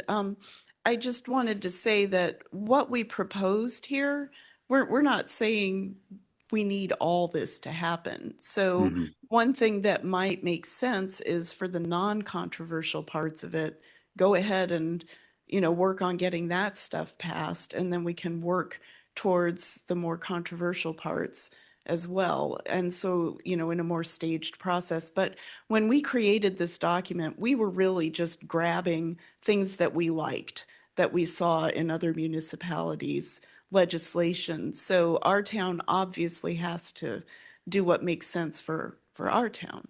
And so those are just a couple of thoughts. Smart way to approach it. Take the non-controversial stuff. And I think you're right. I think you're right. And I think that we'll probably do this in stages and phases. Some of the education parts of it, some of the carrot elements of it, we should think through what's viable and what makes the most sense. And again, we're trying to your point, how do you change the culture? How do you educate folks? And then how do you actually equip them to be the stewards of this change that we need? Because I don't think it should be sort of left in the hands of a few to try and sort of do this alone. We really need to encourage people to see the value in it, whether that is, by applause or by rebate or something else, but we'll think through it. All right. Thank you, Sarah's, Ms. Katz, everyone involved. Appreciate it. Next on the agenda, we have one more presentation, which is our budget updates and adjustments for FY26 from Deputy Finance Director Jones.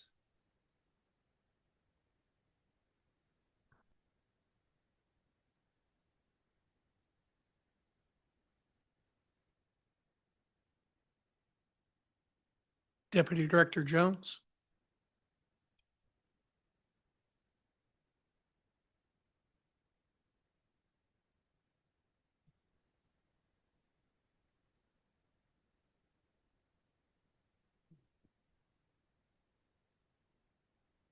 Yes, good evening, Mayor and Council, members of the public. Um, Tonight's update is on the current fiscal year 2026 budget. Um, I will be going over the estimated actuals for the end of the fiscal year in comparison to the approved budget on both the revenue and expenditure sides. Um, I'd like to uh, note that at this point, these are our best estimates um, as we approach the end of the year. Yeah, best estimates as of today. So, to begin with revenue, we are currently projecting in total operating revenue at 108%, or approximately 12.666 million, versus an $11.73 million dollar budget. Overperformance here, primarily driven by the local taxes. We're at 102% there, and then we have a projection of 117% for our automated safety programs. On the expenditure side, we're projecting a 95% of the total budget utilization, or approximately 11.1 million spent versus 11.73 million budgeted. Some of the key observation notes are salary and wages, which is we have a 96% there, which reflects some vacancy savings. Benefits as well. We have some vacancy savings and few other areas to note would be the contractual services, which is slightly above budget. And this is due to the automated enforcement program, which will require a budget amendment that we do every year. And this is just a result of us being conservative with our automated enforcement speed camera revenues. When the speed camera revenue does exceed what we have budgeted, the expenditures do go up as well. So the expenditures are, yeah, we have a projected amount at 104%. And the last notable variance I would say is under weather response services. And this is due to the ice storm that we had earlier in the year, which did require additional expenditures. So we have that projected out higher as well. But overall, the town is in a favorable financial position for fiscal year 26. Revenues are outperforming the expectations, and the expenditures are to come in below budget.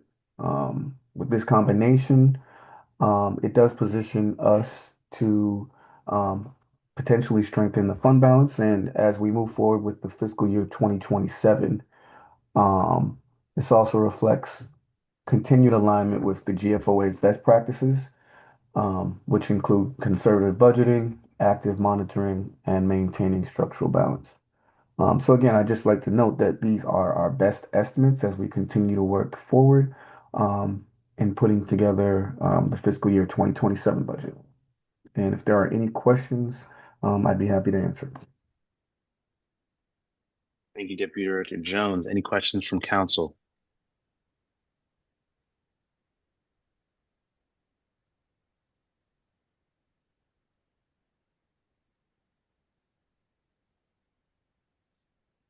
My only question was around the weather responses, and you sort of, touched on that.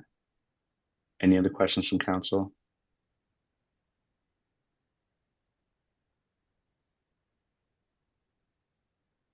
Okay. Deputy Director Jones, I appreciate the presentation. Thank you. All right, next up we have public comments.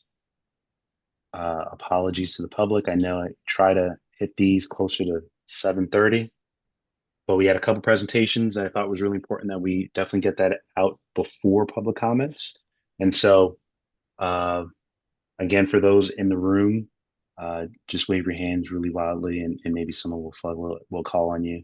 And then obviously, if you're online, raise your hand and you can be acknowledged.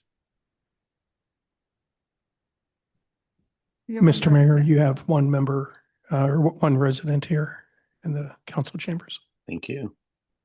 Please, the floor is yours. Hi, council members, mayor, town manager, deputy town manager, police chief. Thank you so much for letting me participate in this town council meeting. And my name is Doris Bartel. I'm a resident of Riverdale. I've been a Riverdale resident for more than 30 years. And I came tonight to have some comments about the automated enforcement on the stop sign cameras, which I realize has, from your comments, Jessica, have gone through a number of different conversations already. It's been passed by the council as far as I understand. So any public comments or suggestions or questions at this point are for information only, I guess. Given that, I'd like to give my comments. I'm a public health professional. I'm a specialist in evaluations. So I really value Councilmember Worsnop's questions about evaluation of the enforcement, the value of the enforcement through the automated stop sign cameras. I also have a background in culture and evaluating shifts in attitudes, behaviors, and norms, which are related to culture. So I'd be happy to be part of further conversations about an evaluative process that might be useful for this town. So my questions are basically about research and evaluation of this initiative.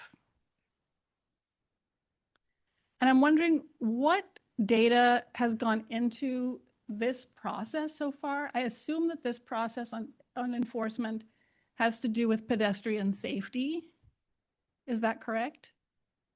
I think, you know, pedestrian safety is about, and especially when it comes to moving vehicles, that is the problem that we're trying to fix here, are we not?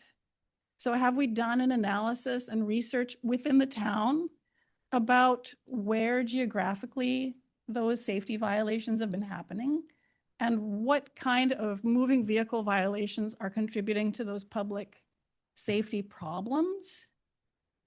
I mean, I don't like rolling stops either, but I'm also wondering what percentage of the morbidity and mortality of pedestrians in this town are due to rolling stops versus speeding or other issues. So I'd love to see some data on that. I'd also like to ask how the data on pedestrian safety is being currently shared with the town. Does that show up on regular reporting in the town newsletter so that we can, as a town, understand how large the problem is and, you know, what value enforcement could be to reducing those numbers? I think that's part of the question about evaluation and culture and the town's buy-in and acceptance and changing behaviors related to moving vehicle violations. So sharing data would be really important on this. And I'm curious how the data of where geographically the violations are happening is being related to where the stop signs are being placed. And when you mentioned that there's going to be potentially after 1 year more stop signs, under what circumstances are the decisions being made about where those stop sign cameras are being placed? How is that being decided? And then how are we evaluating what the changes are for those locations? I mean, bottom line is I think I'm in favor of a safety first, data informed approach to traffic calming. And I know, from my research and my understanding of what's a low cost, the lowest cost for the biggest safety for the town would be things like curb bump outs, raised sidewalks, raised walkways, pedestrian crosswalks, traffic, speed bumps. These are all things that are very low cost. And as an investment in infrastructure will last a lot longer than a 1-year contract with a company like this. So I'd prefer a kind of a safety first approach rather than a revenue first approach to the problem that we're facing, which is about pedestrian safety. So that's my comment. And I'm curious what the budget is for this in the 2026 budget. Can you tell us? For the stop sign? Yeah. So we're still working on the fiscal 27 budget. It's not budgeted in fiscal 26. We feel confident that it will be at least neutral. So it's not going to cost the town anything to have this. The cost would be offset by, unfortunately, by the sheer volume of violations. And what's the contract? How much is the town paying to the contractor? It's based upon a processing fee. Chief, do you recall what that is per lookup?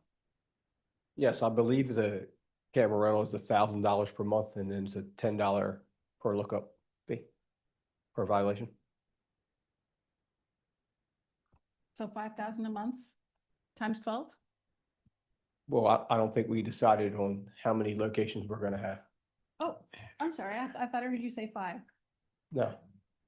No. And so when we had a study conducted, we looked at 10 locations, and there were quite a few violations. So even with the anticipated 50% reduction, we don't anticipate this program is going to cost the town anything. Sure, I understand that. I'm just wondering about. So there's no general fund dollars that are going to go to this. So no tax dollars, at least initially, are going to have to be expended for this. Right. Hopefully, people will comply with the law and modify behavior.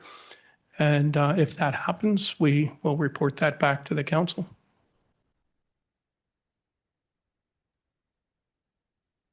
Any responses on data and information on research and where pedestrian safety is a problem? I think I'll speak from, well, Mr. Mayor, is it all right if I address this, or? Yeah, I think we can, happy for you to address it. I know one thing, I'm sorry, I didn't catch your name. Who's the resident's name? Doris Bartel. Doris. I think one thing that and I think the mayor, the town manager alluded to the study, and we'll probably try to find that where we had cameras in place for a week and then basically judged. We put all violations into 3 categories. Now, every violation was a valid violation by law, but there's sort of a high, medium, and low. In terms of low being they rolled the stop sign, they didn't come to a complete stop. Medium, where they rolled through it at a lower speed, and then I think a high was if they're going through a high speed, they didn't stop at all. And it was 1 week in one direction of a 4 or 3-way intersection, and the number, I feel like the numbers were sorry, I haven't signed up. The numbers were in the thousands, and for 1 week, right? And that's on top of, and so that's the sort of scientific approach. Obviously, there are countless of anecdotal. I live in a T intersection from my house. There's a Ring camera, doorbell camera in front of my house, and I've taken 30 minutes intervals and just looked to see how many people actually stop at the stop sign. And out of 300 or so, I might be getting 2 or 3 that actually do a full stop. And typically that's because there's already a pedestrian in the crosswalk. So, but I think it's a great point in terms of just what a data-driven approach to just give some more clarity. And now I'll stop speaking with the town manager because because I'm sure I'm stepping on his comments. The council has not decided in terms of which locations any of the cameras would be. In order, like the processing steps, the first obviously had to be the state passed the law, and then as a town we have to pick a vendor, and then we have to pass. We'd have to submit to the county to say which locations we would be interested in. Our approach would be to have all or most of the stop signs in the town on that list, so that then we can come back as a town and think about, okay, which locations we want to do, so that we won't have to go back to the county every single time if we want to change one location to another. That's more of like a pragmatic approach to it. But the conversation on locations has not happened yet, and I think it's something that, you know, the goal is to try to take as much of a data-driven approach as possible. But I think there are already known intersections that are very problematic, from right in front of our Riverdale Park Elementary. I think we did one in intersections of the trolley trail in Riverdale Park Station. And then there are a couple different other locations that, you know, there's sort of known instances within that the police department has also sort of flagged from their own sort of stop sign enforcement they've done with sort of officers in the community as well. Thank you. Thank you for sharing that information about what research you've done about which stop signs or what kind of violations at stop signs, a number of stop signs happened that week. I'm also curious whether somebody's done kind of a research on the data that the motor vehicles department in the state of Maryland provides. They give very specific geolocation of all pedestrian vehicle collisions, mortality and morbidity. And I'm just wondering whether anybody's done analysis of that in the town of Riverdale. So we are very familiar with our high injury area networks, and that's captured in both the county's Vision Zero plan, and the town has adopted the Vision Zero, the county's Vision Zero plan. We have our Walk, Bike, Drive initiative as well, which we launched in 2019. In terms of your first question, or I think it was near the beginning, in terms of what areas do we have pedestrian safety concerns, I would say on every street at every intersection. Our streets are narrow. We have a lot of traffic in this town. We're 1.6 square miles. We have nearly 800 traffic accidents a year. We hear from our residents on a regular basis. I have, in my 9 years here, about all the near misses that they have as they try to navigate the town streets, as they walk, as they bike, and as they drive. In reference to the violations, what was in the initial overall findings as it relates to stop signs, initially we looked at 8 intersections, then we looked at 2 more.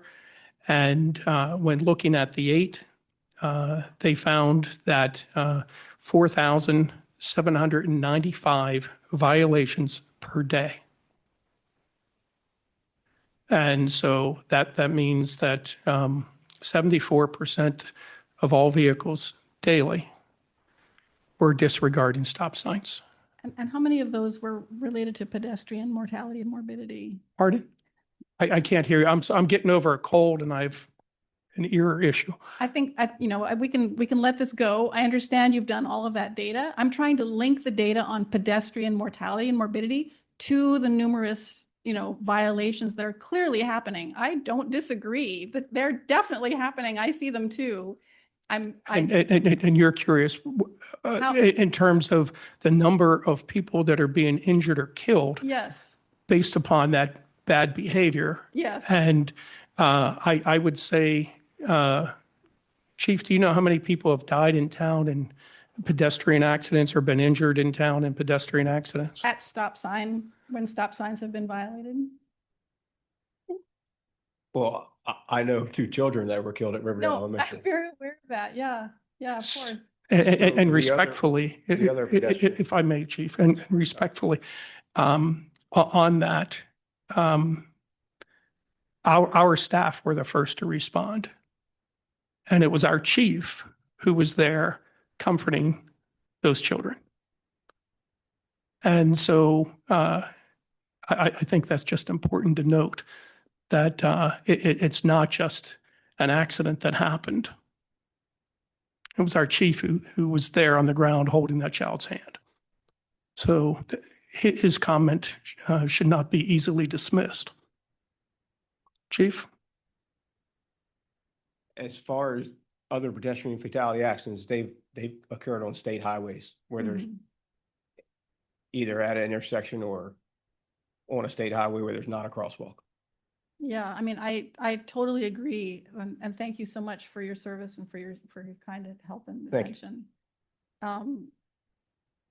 I personally think, that the elementary schools in particular need a lot of support in slowing traffic. And I think beyond the cameras, I think we could be thinking about other ways of shaping traffic calming with the bump outs and the raised crosswalks around elementary schools in particular. I totally agree with that.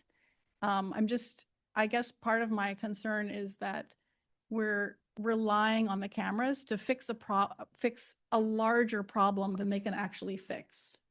And I'm not sure if you were here for the presentation that Deputy Town Manager made, but we have changed the type of stop signs. We went to a blinking stop sign, and then now we go to stop signs that light up. And there's some data that suggests that over time, the effectiveness of that wears off. But we have put in speed tables, speed humps, speed bumps. We have put in street trees to talk about trees in terms of slowing people down.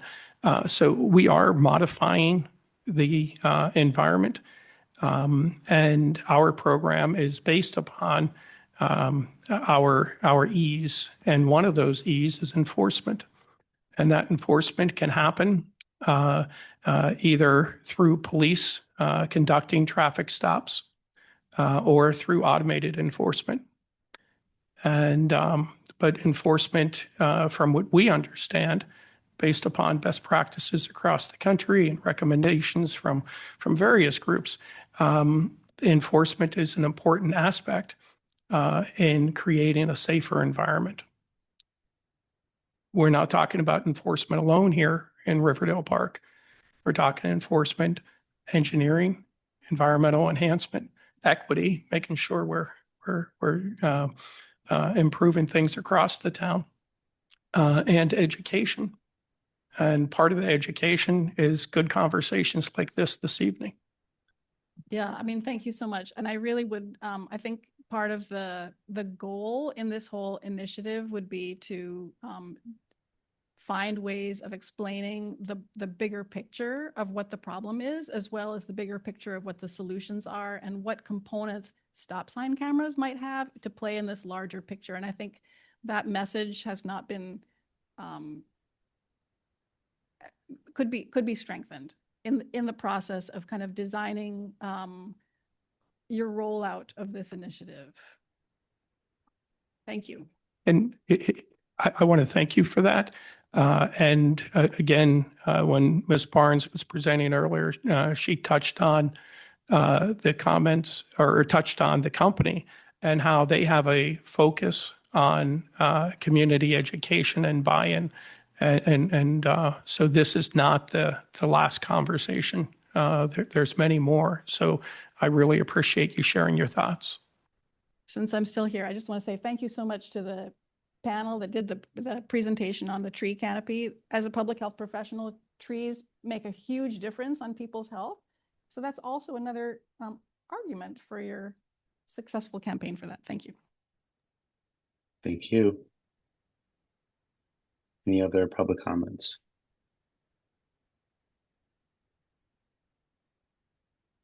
Oh, we have a couple hands raised. Okay. Anyone in the room? No? So we'll go to online. We have Ms. Cronk, and then we have Sarah Longwell.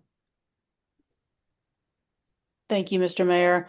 Apologies, I'm already late for a work call, which I know is very late for a work call, but I'm gonna make a few comments. It's mostly questions. And then I'm gonna have to jump, so apologies that I can't stick around for a little bit of back and forth. Similar to Doris, I know that, we're down the road a good bit on this process. Appreciate the council inviting the public in. And I hope that these questions are useful, just as both the town staff starts working toward a contract, and hopefully we can make that. As I appreciate Councilwoman Worsnop's, Councilmember Worsnop's admonition to put everything in writing. Even if something is a policy of the company, put it in writing. It doesn't hurt to have everything in the contract. So I hope that these questions and comments are helpful in negotiating a contract and making sure that we get something that could potentially work for the town. My first area of question is around evaluation, similar to Councilmember Worsnop. I do have questions about how the town is planning to evaluate the effectiveness of this program. I heard the deputy town manager say earlier that there's a need to do so and a desire to do so. But I'm curious what the town is thinking about it now that it seems like, to me at least, seems like the town is set on moving forward with this company and with this initiative. I'm assuming in the process of talking with the company and sorting through who the town wants to work with on this, I'm assuming that the town staff must have developed some sort of goals or metrics that we want to evaluate the program effectiveness by. And so I'd be curious to know what those are. I also believe, and I heard a little bit of this with the back and forth with my neighbor Doris. I also believe that the company that Ovio is the entity that did the study for the town on violations at intersections, which ended up showing that we need cameras, which they're selling. So that's not super surprising. So I actually am not compelled by the idea that the company that wants to sell us a product has done a study that says that we need cameras. And I hope that the town staff is creating, better and more rigorous metrics around that, and hope that the council will weigh in on that. I'm also curious to hear a little bit more. And again, I apologize that I can't stick around to hear about it now, but I'm happy to have conversations offline. I'd love to hear a little bit more about the areas of town that this initiative is intended to make safer and what physical alterations have already been implemented and failed in those areas. And I heard the town manager, just say, both say every intersection is dangerous, which is just not true. I think a lot of intersections are dangerous, but not literally every intersection is dangerous in every inch of town. I heard something about which intersections have been most where there are the most violations happening. I know that some physical interventions have already been put in place, but certainly not as many as we could try and put in place. I know that some of those wear down over time. But I'd be curious to hear, to see kind of what has been implemented, what of those have failed, and then how the stop sign enforcement plays into that plan. My third question is around, I just have a curiosity about whether there's a way to know whether there are multi-violation drivers who are coming through town. I'm a little bit confused about how we would know whether drivers' habits are changing if the data is deleted as the company is saying. So there's a question for me around it. Seems like one marker of effectiveness or success could be that multi-violation drivers, the number of multi-violation drivers is dropping. But if the data is deleted in the way that I'm hearing from the company, I don't know if we could actually tell that. So I just have some curiosity about that. And then the fourth piece, which is actually most important to me, is a question of how this initiative coheres with the One Riverdale Park initiative. I don't know about others, but I absolutely do not feel welcome in towns with these kinds of cameras. In fact, just last night, I drove through Tacoma Park. I drove through an intersection with one of these super ugly, super invasive cameras, and I felt deeply unwelcome at the sight of it. To me, this enforcement measure seems antithetical to the effort to be welcoming to both our own residents and to visitors. And so I really want us to lean in to all of the initiatives that the town staff and the council have already moved in order to make this town a more welcoming and more inclusive, more hospitable place.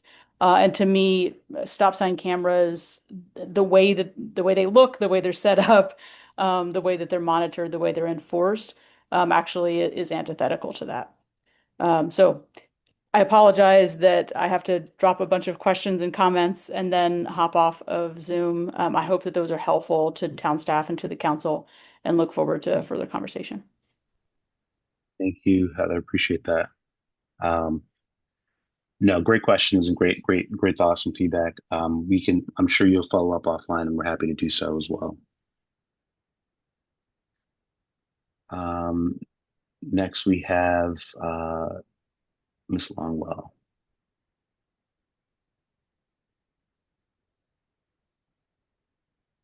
I'm sorry, are you there? Yes. Thank you to the mayor and council and town staff for the opportunity to comment. As many of you are, I am also a resident who walks, bikes, and drives the neighborhood, and am very concerned with traffic and pedestrian safety. And we obviously have clearly seen a need for measures that increase responsible driving and safe driving at intersections. But I continue to be concerned about our data privacy as we pursue this AI stop sign enforcement program. And as others have mentioned, it sounds like we're well on the way. And so I can echo the sentiments that, are the contract. I urge that the contract reflect all of the measures that we can possibly pursue to protect data privacy. There were a couple things that I heard that I had questions or concerns with. First, as noted, the cameras under consideration are aimed at the rear of the vehicle and will not live stream. We've been assured this.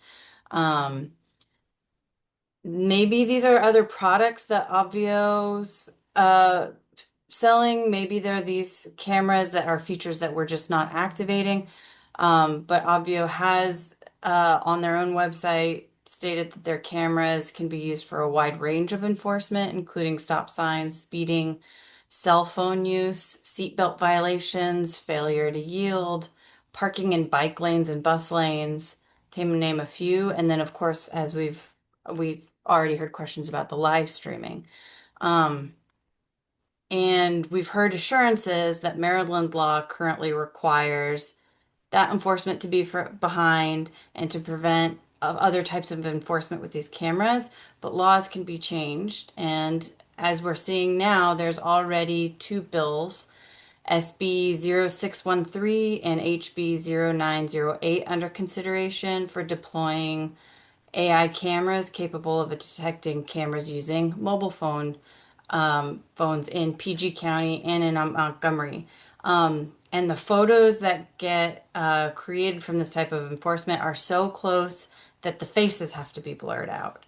And so it is not true that it will necessarily stay with enforcement from the rear of the vehicle.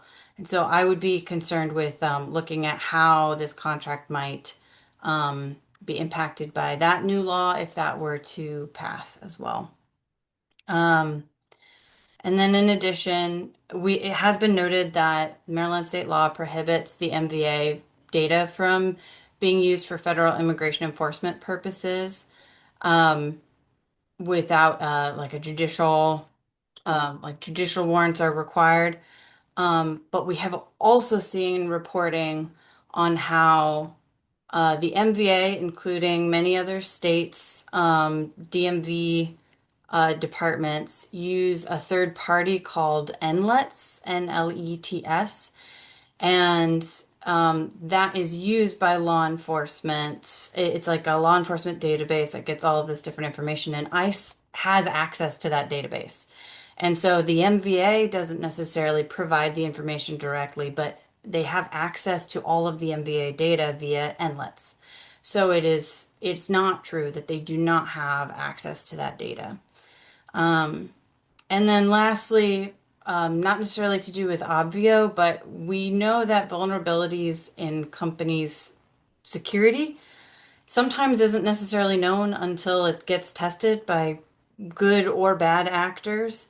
So recently we've seen reporting that Flock was exposed for having their cameras, 67 of their cameras were live streaming their camera data online without even needing a password to access them. Which makes me concerned about, like, maybe we haven't turned on the feature for live streaming, but maybe it's still technically there. Is there some sort of security vulnerability that someone could be live streaming our town? Which would be very concerning to me. So some of the questions to that stand out to me are, you know, when thinking about Obvio's AI tools, what ethics standards and safety measures have they put in place to regularly assess their AI's performance and that they maintain that they're aligning to their own ethical standards that have been in place? And then I'm also curious about, you know, Obvio can put together these aggregate data that we've been hearing about. Like, is there any of that data that they collect that they can turn around and then sell to other data brokers? Whether that's in the aggregate or whatnot, like, you know, this neighborhood buys a lot of this kind of car or different kinds of things like that. How do we have any protections in our contract that prevents them from selling our town's data? Are the cameras capable of live streaming, or is it just a feature that's not activated, but still vulnerable? And then, as others have mentioned, how are we ensuring that Obvio is applying Maryland laws to our data, even if that data is being hosted by a server in another state? And I heard several people talk about modifications that have been made, the blinking stop signs, speed humps, the speed humps on Taylor have been wonderful. And then I also just heard the chief talk about, you know, yes, we had that horrific tragedy, and I think nobody doubts that that was horrifying. But the chief also then just mentioned that most of our pedestrian accidents have happened along highways. And so I wonder if we've given enough time to our physical safety measures that we've put in place to determine whether or not that is enough, rather than running into a revenue generating enforcement mechanism. And so I would be interested in the measures that the town would put in place to determine what the effectiveness of the different measures that we have taken. And then if we move forward with the cameras, determining whether or not that is ultimately serving the town's fiscal and more importantly, safety goals. And is there some threshold at which we determine maybe it was too much, or it's just enough, or what have you? And lastly, I want to echo Ms. Cronk's statements. You know, one of the reasons I liked Riverdale Park when I was searching for a home was the feeling that this was a welcoming neighborhood. It was friendly, and I wasn't over surveilled by cameras and automated enforcement, which seems to be all over Maryland. I really liked that our town didn't seem to be like hyper surveilled in that way. And I'm concerned and saddened on just sort of a personal note that our town seems to be headed in that direction towards a more punitive and surveillance heavy measures. Um, and so I just want to say thank you for the time and also for it, taking so many of the community questions and comments and coming back with the answers. I do really appreciate um, uh, the ton of information that we got at the start of this meeting. So thank you for that as well. And that's it for me. Thank you for your comment, Ms. Longwell. A lot of points in there that I'm sure we will address over the next few sessions. Every time we have this conversation, I think it's going to continue to extend some of the conversations, and I think a lot of the factors in terms of the contract will already be stronger as a result of the many questions that have been asked. One thing that you did mention that I think is sort of important is I think one to the town manager's point that's been made. I think the deputy town manager as well about the 5Es. That this is not just the goal is that we don't make any revenue on this. I've been like very vocal about this. I know even like the previous mayor as well was. I take the stance to the point of if we don't make a dime off of this, and it is showing that you know what, no one's run stop signs in these cameras, I would be happy to either move them and pay that cost every single year. If it was $5,000 a month, I would gladly pay, because the reality is one death is too much, and so it's easy to sometimes we can take about like what are the, how do we tie larger trends, but one injury, like the stakes are high.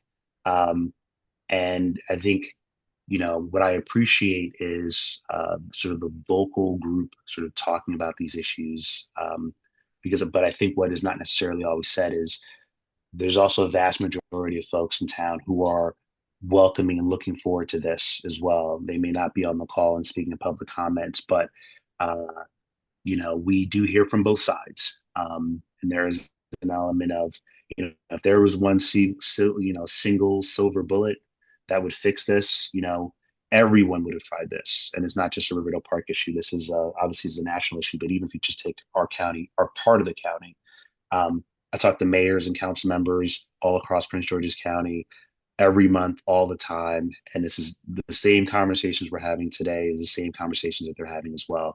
And everyone is looking for a solution, and everyone is looking to add murals and bump outs and stop signs and flashing that are not flashing, speed humps, speed tables, you name it, stop daylighting intersections is all part of a larger approach of how do we make our streets and intersections especially safer. And so this is one tool in that, and the hope is that the combination of all of them will sort of lead to that. And in terms of the One Riverdale Park approach, I think the one thing when we had that conversation about where the locations are at is that it's not focused to my neighborhood, in Ward 4, and that's it. But we have issues and complaints about speeding and unsafe intersections in every single ward and part of our town. And so even if it may not be every single intersection by definition, there are definitely, I would say, more than a handful per ward that struggle with this.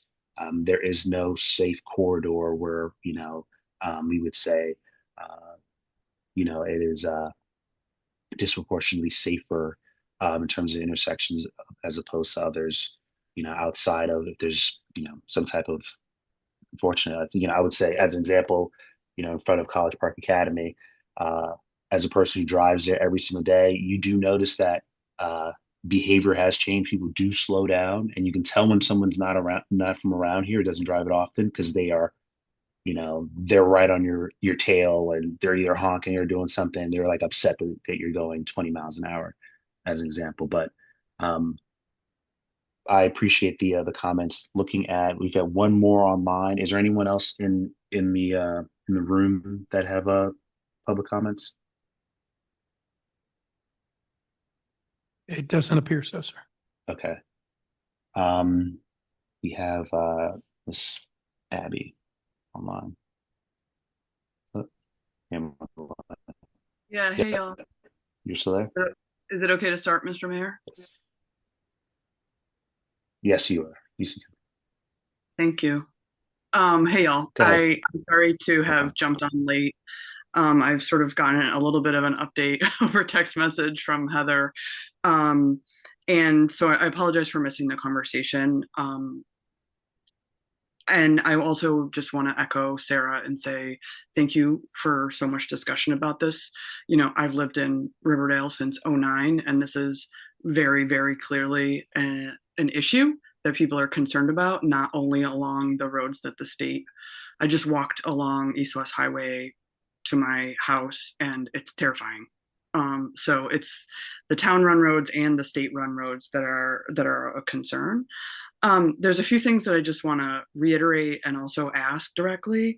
I just, what Sarah shared about the NLETS database, right? And there may not be any active sharing, direct sharing, but people have access to the information is terrifying.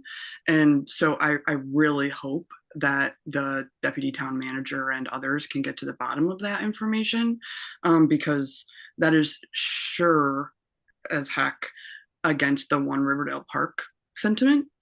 The other thing that I guess I wanted to reiterate is related to the One Riverdale Park sentiment. I mean, Heather and I share the view that One Riverdale Park is about inclusion and people feeling welcome in our community, and cameras at every intersection or potentially every intersection certainly is not that.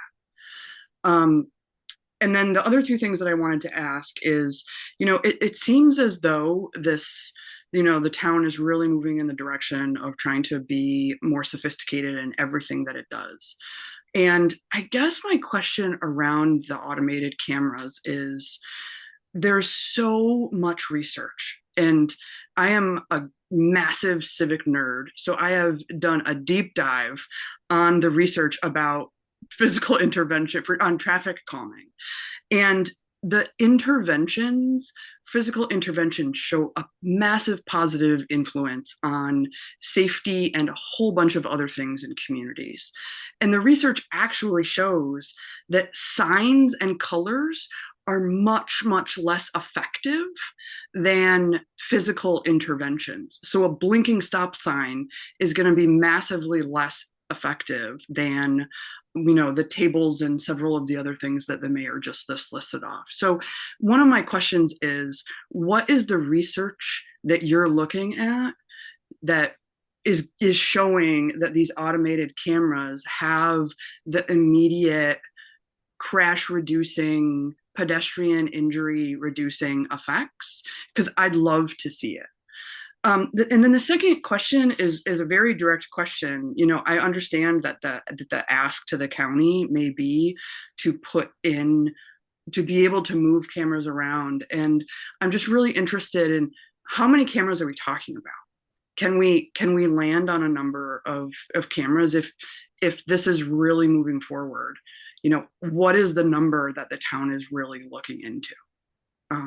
Thank you so much to all of you for the discussion. Thank you. A couple of, I think the number has always been in my mind, I think between 8 and 10. I think our survey was, I think, 7 spots. I think at one point we talked about 7 cameras. And so I don't, to your point, this isn't for, you know, 2,000 cameras sort of going in overnight. This would be probably 8 to 10 would be my estimation. And like I mentioned before, the locations and where those go would be another public conversation. We'll have to think about what that looks like. What criteria are we using? What's fair and equitable so that you don't have one neighborhood under assault where they feel like, all the cameras are in my particular, neighborhood. So those are all fair questions to sort of ask, that we will definitely need to discuss. And you mentioned a couple other things that are sort of slipping my mind.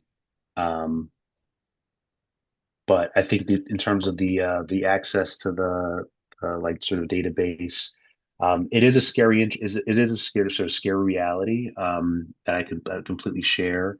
I think I also sort of see it as it does sort of pose other questions that we probably don't have the answers here of, if DHS already has access to some of these things, then the likelihood or what, the rationale behind sort of subpoenaing, Riverdale Park databases for certain things, it starts to, start to think about what does that look like.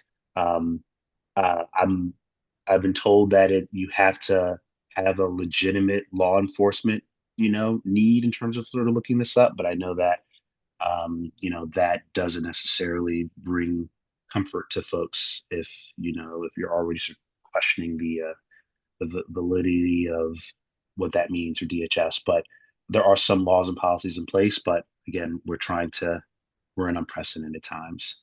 But it is a concern. And in terms of the sort of physical barriers, I know that there are, there are currently, I think last check, like 37 sort of like CIP projects that are sort of in flight right now. Over the last 2 years, 2 years ago, we raised taxes to have a bigger tax base specifically for CIP projects.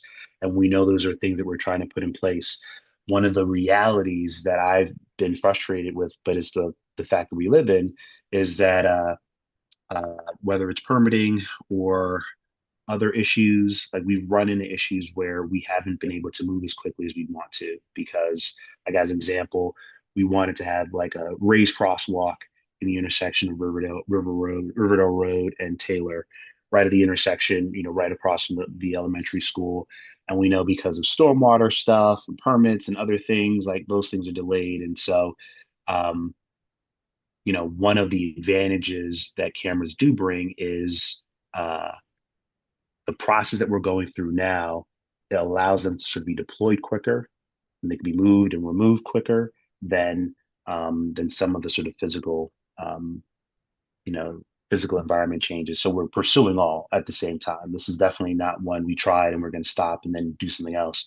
Those things aren't changing, in terms of adding stop signs, double yellow striping, like, all the best practices. I appreciate all the inputs that, the Walk Bike Drive community, as an example, of residents who live this every single day, are bringing to the council and to the town staff about suggestions.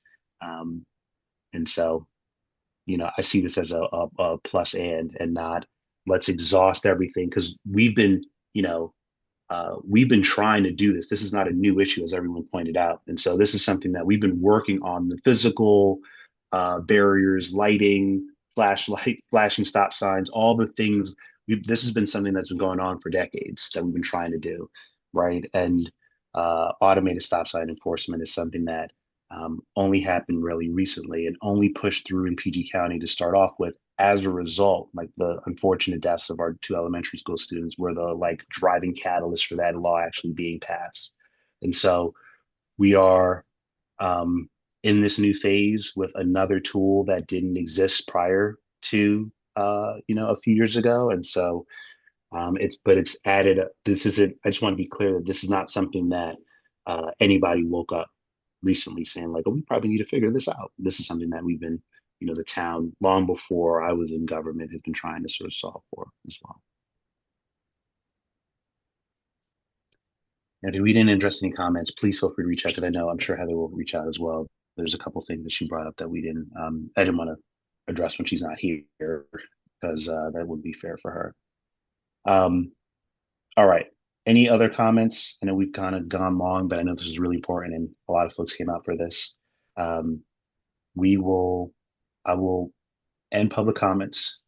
and we'll move to, we have a couple work session discussions. It is 9:30, so I'm very mindful of we're in the 2.5 hour mark. We've got a couple things, some things I think will be pretty quick. We'll see.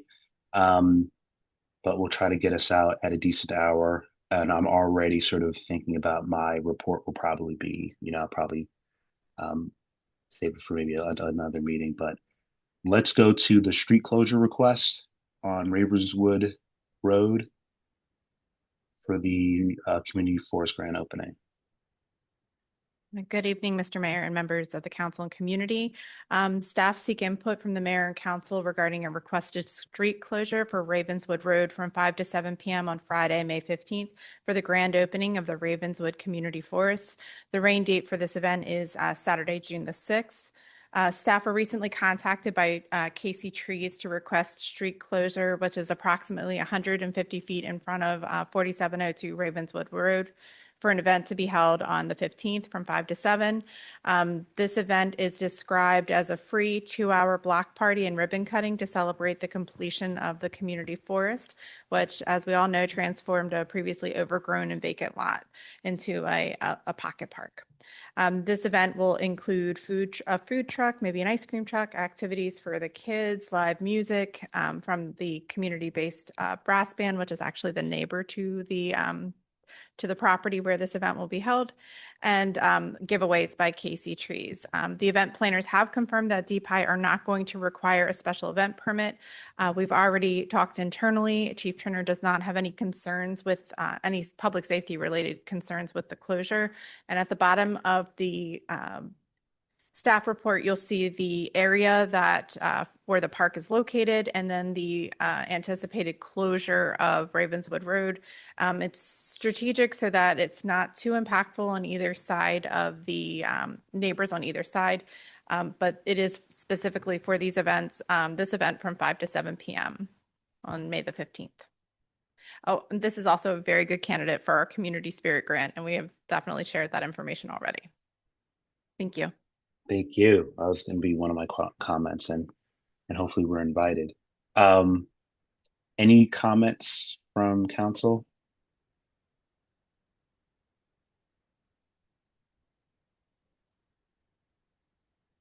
Okay. I mean, I think this, we've been talking about this event for a while, and the need and the sort of the site, and this is a success story that we want to celebrate. And so street closure, will be, I think, welcomed. And from a traffic perspective, it's not, there are multiple ways to get to the streets. So I don't think it'll be, I agree, it won't be too impactful. I know Councilmember Foe's not on, but happy to follow up with him, and I'm sure he'll be comfortable with moving this to the legislative agenda, because he's talked about waiting for this to definitely happen. Okay, thank you. Next up on the agenda, we have update regarding the municipal legal services, the town attorney request for proposals. Good evening, Mr. Mayor and council members. Staff would like to update on the procurement process for municipal legal services to our town attorney. No formal action is requested at this time. Staff seeks to update the mayor and council on the status of municipal legal services and outline the next steps. Staff issued request for proposal MC 226-001 for municipal legal services on March 2nd, with the proposal due on March 20th. The RFP was made available on town's website through eMaryland Marketplace, was also distributed through Maryland State Bar Association Local Government Law Section listserv, and as well as was posted on Municipal League Job Board. The town received one response to the solicitation. Following the review of the submission, staff determined that it was in the best interest of the town to reject the proposal, all proposals. Formal notice of rejection was issued on March 25th, 2026, in accordance with the RFP provisions.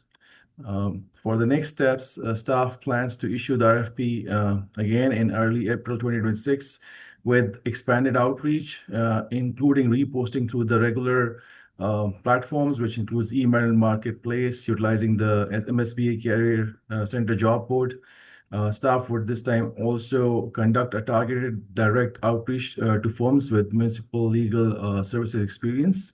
After staff's evaluation to the new submissions for responsiveness, the mayor and council will then review the responses and conduct the selection process.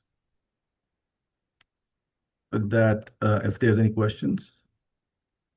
Thank you, Sahir. Any comments from council?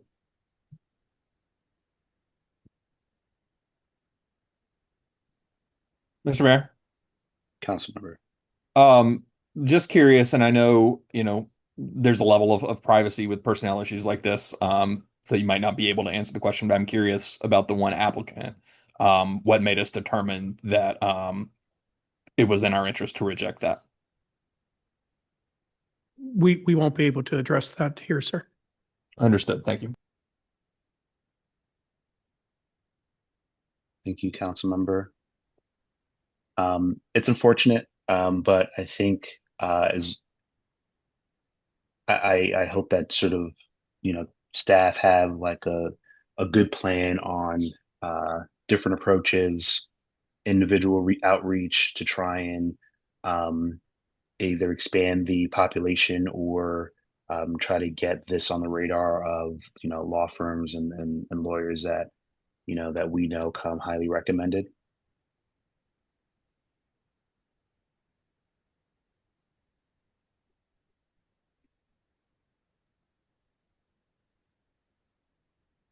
Guess that was a rhetorical question. Yes, so expanding to the Maryland State Bar Association Career Center will help address this by directly reaching attorneys and firms that specializes in municipal law. This will improve the visibility, I believe, a lot. Okay. Thank you. Thank you for the update. When we do get those proposals, it will be a smaller subsection of the council subquorum, along with staff sort of interviewing part of the interview process with Councilmember Foe and Councilmember Lingua joining me on that. And so I think we're all eager to see what the proposals are. Hopefully they come in, we get a good group, and then we'll go through that process since the town is been outside of sort of formal legal counsel. We're still being served by contracts and sort of lawyers that we have, and so it's not a instance where we are not covered. But I think we're all eager, and I'm personally eager to find a person that we can start developing a relationship with them for the long term. So thank you for the work on this proposal and for the update as well. Okay. Next up, we have the task order contract for KCI Technologies to support the Walk Bike Drive advisory committees, envisioning a safe and connected Purple Line Station area project. Director Lewis. Sure. Thank you, Mr. Town Manager. Good evening, Mayor and Council and members of the community. No action is required on this item this evening. Instead, I'll briefly review the scope of work for KCI Technologies, one of the town's on-call engineers, to support the Walk Bike Drive Committee's envisioning a safe and connected Purple Line Station area project. The mayor directed the committee to develop a bold vision for the area within a half-mile of the Purple Line Station at Riverdale Road in Kenilworth, focusing not on current constraints, but on what the area should be to best serve our community. That vision emphasizes safe and comfortable pedestrian access, connected bike infrastructure for all users, traffic calming to reduce vehicle speeds, transit-oriented design that prioritizes walking and biking, and safety improvements that account for future growth, which might include high-density development. To support this work, the committee has requested engineering assistance in 3 areas: identifying and compiling relevant past and current studies, summarizing findings and recommendations from those studies into a presentation for the committee, and developing maps and renderings to illustrate the committee's vision. The committee has already begun its work on this project, They've met 4 times so far and are already generating ideas for improving safety access to and from the station for all users beyond what MDOT is recommending in its draft Kenilworth Pedestrian Safety Action Plan. Staff has identified up to $25,000 from various line items in the Mayor and Council, Administrative Services, and Development Services operating budget, and separately in the CIP to support the anticipated cost of engineering services. This issue will be back before the Council on April 6th for authorization for the town manager to execute a task order contract with KCI in an amount not to exceed $25,000. And with that, I'll take questions. Thank you. Thank you, Director Lewis. Any comments from council on this? Mr. Mayor? Councilmember. Really quickly, first, I just strongly support this project. So thanks to the mayor and to the committee and Director Lewis for moving this forward. One quick question about this contract. Is there a timeline on this or not? Well, the committee's charge is to have its recommendations completed by July, so that it's likely that this contract will run until July. Okay, thank you very much. Thank you, Councilmember. Any other comments from council? Obviously, I'm partial to this. You know, one of the things that I appreciate the committee sort of taking the charge, but then I think also acknowledging the fact that they're volunteer and they would help. They'd be, you know, best use some existing resources and some help from some professionals to sort of help prepare what this presentation looks like and synthesizing a lot of the ideas.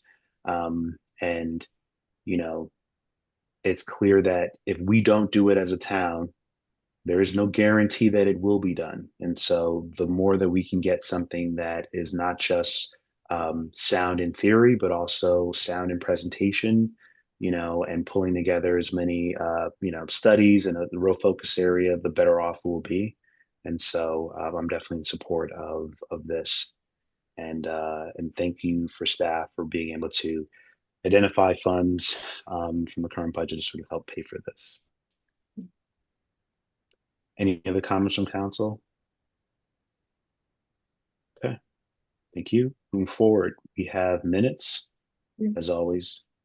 If there are minutes, if there are any changes or updates to the minutes, please reach out to Deputy Town Manager Barnes in particular to sort of help correct the record on this.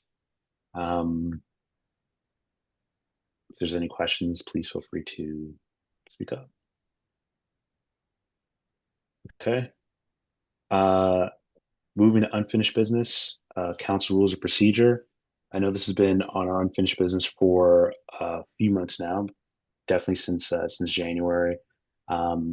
I'm eager to sort of move forward with the council rules of procedure, and we've had a couple great conversations about this, making sure that we include privileged points of order, as well as thinking about the time we have in terms of like for public comment and council comments, and then even talking about sort of the rationale and rules behind new business. Those are sort of the last things that were talked about. I sent the council, and as part of the packet, you know, updated, you know, slight tweaks. Actually, for the most part, it was those points were already in the document. The main update was for new business, and just, you know, basically kind of codifying what we've already discussed. New business is not meant for stuff that we will vote on, since it hasn't gone out to the public. So if it's new and it has been advertised, our rule of thumb is that we don't necessarily would vote on it when we talk about it, unless there's an emergency, unless it's timely. We can always like suspend that rule and do that. So it always gives a flexibility. I think the beauty of having a rules of procedure is that in some ways, obviously it's a governing body. Obviously it's something that, you know, gives our vision for what the town believes in, how we act, what it looks like. It's the best orientation document that we can create for council members and new mayors, but also it gives us the flexibility that we have rules that we can suspend in the event that we need to cater towards the situation that we're in. And so we are not shackled by these. They actually empower us. So please, please, please, if you have any last second changes, speak now, or, send them in. But I'm looking to try to get this on the agenda so we can improve it so that we can have something. We're almost halfway through this administration's first year. And I know it's a big undertaking, so I'm learning to try to be patient, but I think it is important. I'm excited for the co-creation and what this will do for our council and new council members and the public as well moving forward. This will be a great document that I think we can share to the public to get a sense of what we do, why we, who we are, what our vision is, what's the rationale and the purpose behind us, spending 3 hours together on a Monday all over the country. Okay.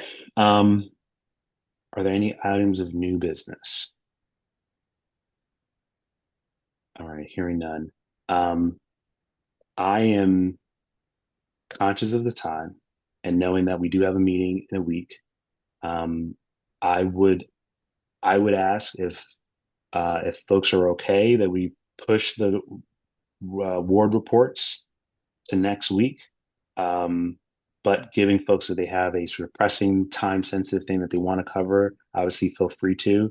I'll ask. I'll be pushing my report as well. The main thing I wanted to talk about was just, thanks for the Riverdale Park Elementary School and their career day, and it was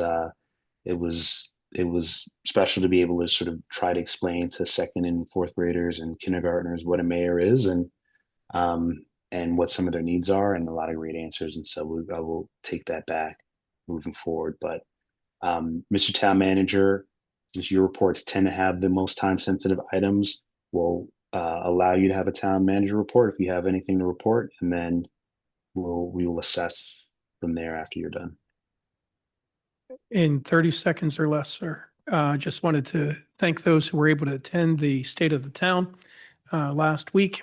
Remind folks that we'll be presenting the proposed budget on Monday.